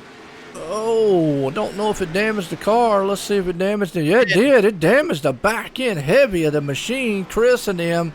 Now, as far as Thomas goes, might not be too bad for Thomas because it's the back end, but we're going to have to see what the front end of Chris's looks like, because he's going to probably get the worst end of it, because that front end obviously where the aerodynamics, the back might not be bad, but then Chris also got hit in the back. So it was kind of a checkup for all 3 of them there, and it looks like Chris is going to opt to do optional repair on pit road, and so is Thomas. So you could pretty much, this right here, you're done. Now I understand everybody's like, well, Joe, you're not.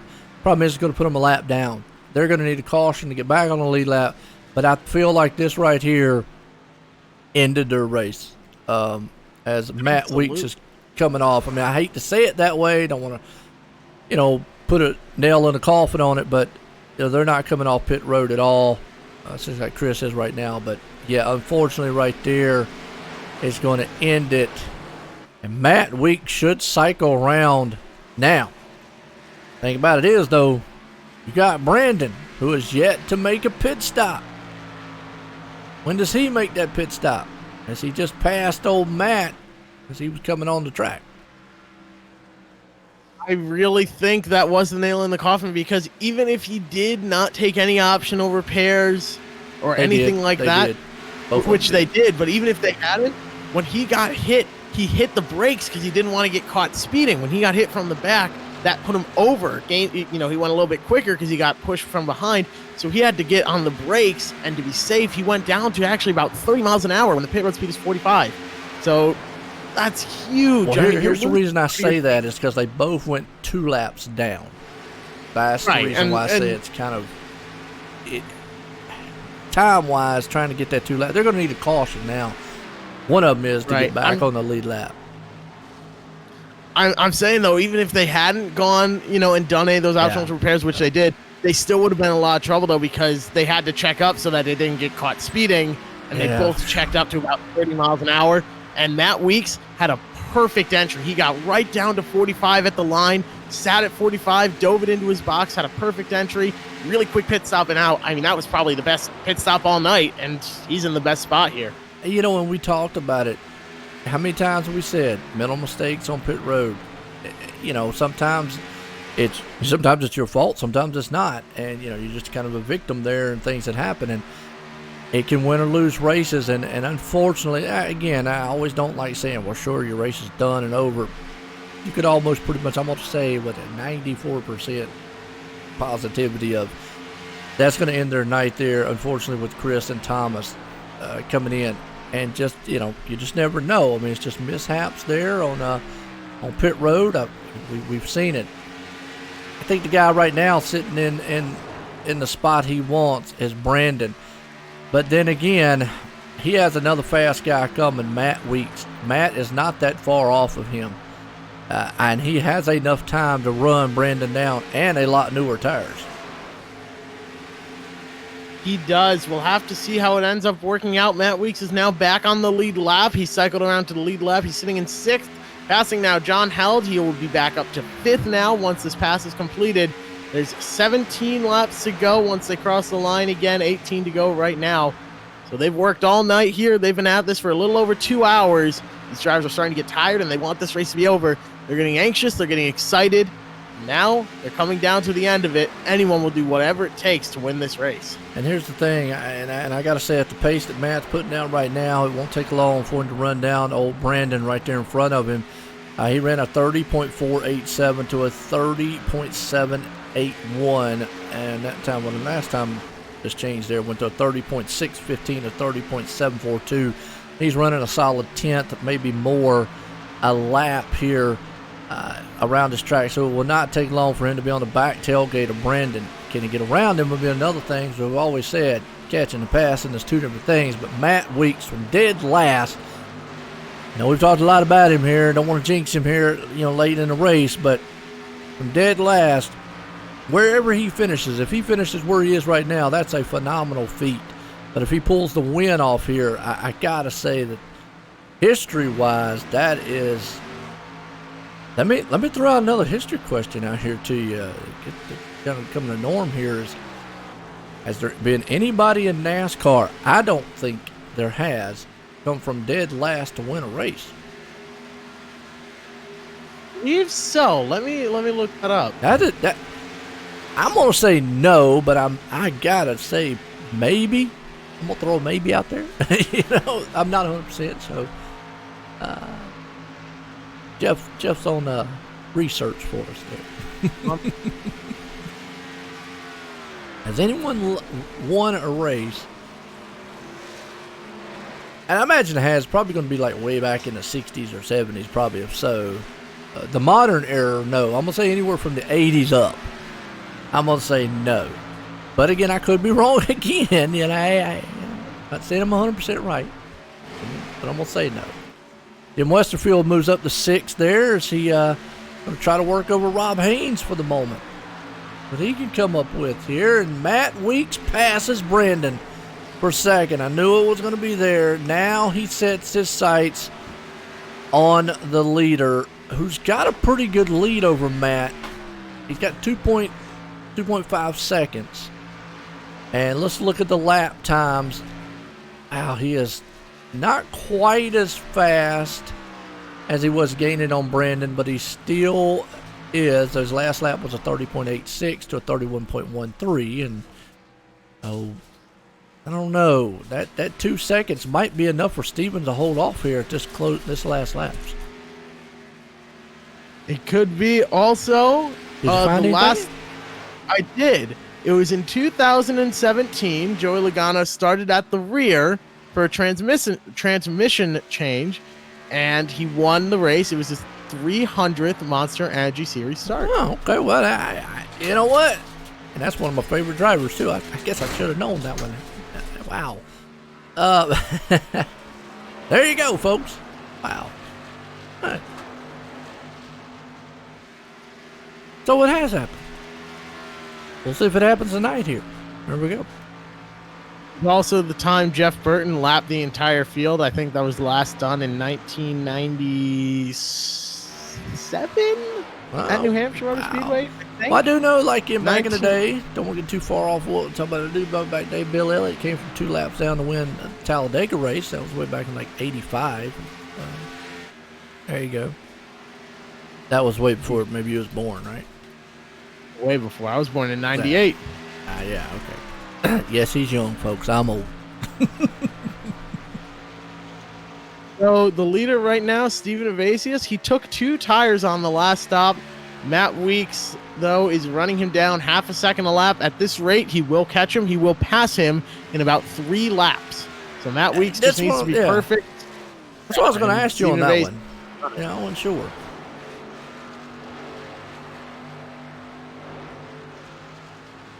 Yeah, it looks like he picked up the pace there a little bit, Matt did.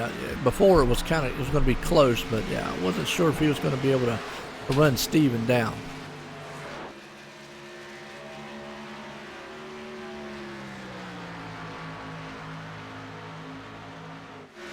Rob up to 3rd. And wait a minute, what happened to Brandon? Back in 12th. See, I'm taking a look back now when he made his pit stop. Yeah, but he was up there. Remember, Brandon, when Matt went around him, he was up to third, and now he's just falling off the pace.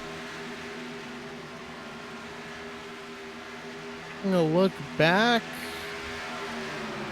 Yeah, since his pit stop, he's been fine. Yeah, well, him and Chris are up to 11th and 12th. And remember, I was saying that, he made a second pit stop. Huh. I don't know if he had enough fuel in the car. Maybe he didn't put enough fuel. He pitted lap 177 and then comes back out and pits again just a few laps ago. I think that was lap 189 or something. That's what I was thinking, because, remember, Matt went around Brandon and passed him. And actually was for like the third or fourth place spot. And then all of a sudden, next thing I know, Brandon's back here in 12th place, back here with Chris. And then, good bounce back, by the way, for Chris there, up to 11th. Getting caught up on that mishap on, pit road. And Thomas down there in 13th place spot. Obviously, they, kind of took away from them, not going to win. But up front, you said it, Matt is right there on the back end looking to take this win away from Steven here in the closing laps. Here it is. He's on the back bumper. This is the battle for the lead. This is the battle for the win. Just a car length separates the two. 2 tires versus 4. What's going to prevail? That's going to be Matt Weeks barely slim fasting his way through on the bottom. My goodness, that hole was barely big enough to fit a car through. He makes it work. Now he's to the lead. Now he has to hold on for 5 more laps here at Charlotte Motor Speedway, and he will have this race locked down and won. Well, you saw Steven right there is trying to do everything he can to protect that inside lane. He was blocking for everything he was worth, just to try to hold on. And those 2 tires just couldn't hold up. And you saw Matt, he just pushed that car through a small hole. But out front, and I'm going to say this is for the first time tonight, Matt Weeks here, and it's the right place at the right time. Now he's probably thinking, I don't care how many cautions, fall. I'm out front. I control the field. Exactly it. And now 4 to go here, coming to 3 to go. 3.5 laps remaining in this race. 32nd to first. He didn't qualify. Put down a very solid time in practice, but wanted to start at the back of the field, and sure looks like it worked out well for him. Stayed out of trouble the whole night. 3 laps to go, and Matt Weeks has won it. The rookie to this league is now in the lead. Yeah, it is, man. I tell you what, and I still like your, what is it? Copyright? Trademark. That's it. It said trademark. It's a copyright symbol there. Yeah. Yeah, I liked that. That was good earlier. I never thought about that either when I first saw him. But you've got Matt out front, Steven there in second, Rob up in third, Jacob in the fourth, Jim there in fifth. Jim's actually trying to work over like one of the lap cars there, 22 machine. He must be on newer tires or something. Trying to get up there. He's trying to get near Jacob, but just not going to be able to get it done. Is looking up here with a couple to go. They get that white flag, won't matter what happens. And I tell you, it's what a phenomenal feat that Matt Weeks has done all night, from dead last starting to first right now. Yeah, it really is. And I'm looking at his iRacing profile, and it looks like he's done just 2 oval races. So, well, he's the man. Yeah, that's really something phenomenal there. Wow. If that's the case, man, he's been doing a lot of private testing. Probably just goes and runs a lot of league races. But wow, a lot of guys do it. Well, he's got a 3,300 I rating, so he's had to do more or something around more than that. He's got 3,300 I rating, so I don't know why. I might be looking. I don't know the Matt, but he's going to win it. Looking at. Matter, he wins it coming to the line. Matt Weeks in the 99 car started 32nd and comes home in first. Following behind him was Steven Evasius, finishes in second. Rob Haynes in third. Jacob Eisenhower fourth. Jim Westerfield, a great run, now up to fifth. Matthew McCann up to sixth. Tom Dreiling in seventh, the last car on the lead lap. 1 lap down, it was Anthony Kies in eighth, Jason Branch in ninth, and John Held rounds out the top 10. Started in 27th all the way to 10th. Well, I tell you what a finish to this one here. The guys rode it out. We said caution free for that last stage all the way to the end, and they did. But Matt Weeks, that man, pulling it off here tonight. What a finish for him. And I know Gonna be ecstatic. Oh, Rob Haynes there coming home in third. Good run for these guys here, and a good finish here to them as conclude this. Let's bring some of these guys down here and get a word in with them. I'll tell you what a race it was. I mean, they did it. We've seen a little bit of everything. Seen some cautions, some pit strategies out there, some long green flag runs, and that man right there, Matt Weeks, from dead last to winning it here, Jeff.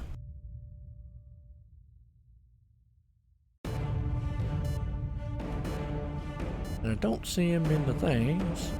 Give him a few here, see if he jumps in here. But in the meantime, we'll bring down third place man. Let's get a word with him. Rob, it's Jeff up in the booth. You got me? Yeah, 10-4, I got it, Jeff. Well, you had yourself a really great run here tonight. So 300 miles later, you went from 14th all the way to 3rd. First of all, how are you feeling after a long race like that? Just about 2 hours in the car. Yeah, it's tiring, Jeff. The forearms are sore and the mind's a bit bent, but we'll come out of. Absolutely. Now, what was the key for surviving here throughout the night and keeping your car up front at the end? Keeping a clean car, I think, is key. I've seen a lot of guys brush the wall off forward, and I mean, as soon as you do it once, there's an issue. There was also some issues on the restarts there. I think Josh got his nose crumpled up a little bit. Clean stops, I guess. Just letting guys by who are faster. Giving a bit of respect. I don't know. That's about it. Well, do you have anyone you want to thank after a third place finish 300 miles later? Oh, yeah, of course. Congrats to Matt on the win and Steven on second there. I know Steven was playing some pit games earlier. He was taking 2 tires, and it worked out for him, and I'm glad to see him up front here and making a good run. Thanks to OSRN and all the fans who are watching. I appreciate it. The Ice States Racing League. We're having a good lot of fun here, and I appreciate everything that's being done to keep this league going. Absolutely. Well, congratulations once again on a third place finish here, Rob. You had a fantastic race out there. Great work. Now go take a break, maybe check in on the Coke 600. What a great run for you here tonight. Congrats. I'll do that, buddy. Thanks a lot. Thanks, Joe. I appreciate it. I tell you what, man, what an awesome race there. Rob Haynes coming home in third tonight. Well, let's bring up the second place man here, Steven. Let's get a word with him. Steve, it's Jeff up in the booth. You got me? Yeah, I got you. Well, we talked to Rob. He went from 14th to 3rd, but you ended up from 18th to 2nd. You had a really great run out there tonight as well. Everyone did a great job. So I want to ask you the same thing. How are you feeling 300 laps later now? Tired? Yeah, man, I'm feeling good though. I mean, shit, I was 21st, fastest in practice. Come back to 2nd. Absolutely. Well, now, what was the key there? I see you had some back end damage there towards the end. Did that really hurt the performance of the car at all, or did you feel like it wasn't that big of a deal? Man, I didn't even notice it, to be honest. Well, it all worked out for you. Do you have anyone you want to thank for that second place run here tonight? Oh, man, I just want to thank the league for putting on a good race. I mean, that was a really good race. Thought I had it with 10 to go or 15 to go, but those 4 tires took. Absolutely. Well, congratulations again, Steve, on that second place run here tonight. It was a great job out there. Like I told Rob, go ahead and check in on the Coke 600. Hopefully your driver's doing well. Have yourself a good night. Congrats again on that run. Oh, good one. There you go, second place man, Steven, almost pulling it off with this guy right here, Matthew Weeks. Matthew, Joe White in the booth, you got a copy? Yeah, I got you. Well, man, I tell you what, from last to first, is there any better way you could get it done tonight? No, I drove from the back to the front probably 3 different times tonight. I'm glad I won it. It took me forever to finally win a race. Absolutely. Well, there you go. You're talking about it took you forever. You did it in awesome fashion, bringing that thing from the front to the back. And No, Jeff up here was mentioning, I guess you're excited about the new consoles coming out. Get a nice looking PlayStation machine out front there. Yeah, I've always been a PlayStation guy, so I took it with a sponsor. So And there you looks go. good. Well, it was fast, I tell you, nonetheless, and you were able, right place, right time, capitalize. Bringing it home here tonight for the Charlotte race here for the F.E.G. PC Xfinity Series. Man, you got anybody you want to thank, man, for this win tonight? Man, I want to thank y'all, man. Y'all do a good job broadcasting. Thank the league. They do a good job running it. All my friends know. If it wasn't for the buddies helping me, I wouldn't win races. Well, you definitely have pulled it off, and hey, it'll be interesting to see if you can pull off any more with some awesome feats like you did tonight. Again, congratulations there, Matt, on that win. All right, thank you, man. All right, there you go, Matt Weeks, man. An awesome run for him to come here and bring it home tonight from last to first. I mean, there's no better way to do it. I mean, that's about the best way you could get it done there, Jeff. Awesome race. Got any final words? 300 miles there was definitely grueling for those drivers out there. It's not easy to be out there driving the car for over 2 hours, and when you have to do it and be perfect for 200 laps here, man, that is quite the feat. I am really amazed at how well a lot of these guys did. Awesome to see it. Congratulations on that win. I can't remember the last time if I've ever seen somebody go from last to first on an iRacing event, but what a fantastic job right there. Great race all around. I'm going to go enjoy the Coke 600 here, though. Try and catch the end of it. Hopefully it'll be over by 1 in the morning or so. I hope everyone out there has a great Memorial Day. Stay safe, stay healthy. Remember what the occasion is for, though, and have a safe and fun weekend. It was an awesome race. Absolutely. With that sentiment, we're going to leave here tonight. Like I said, everyone have a good Memorial Day weekend. Everyone have a good night. Everybody, have a good one.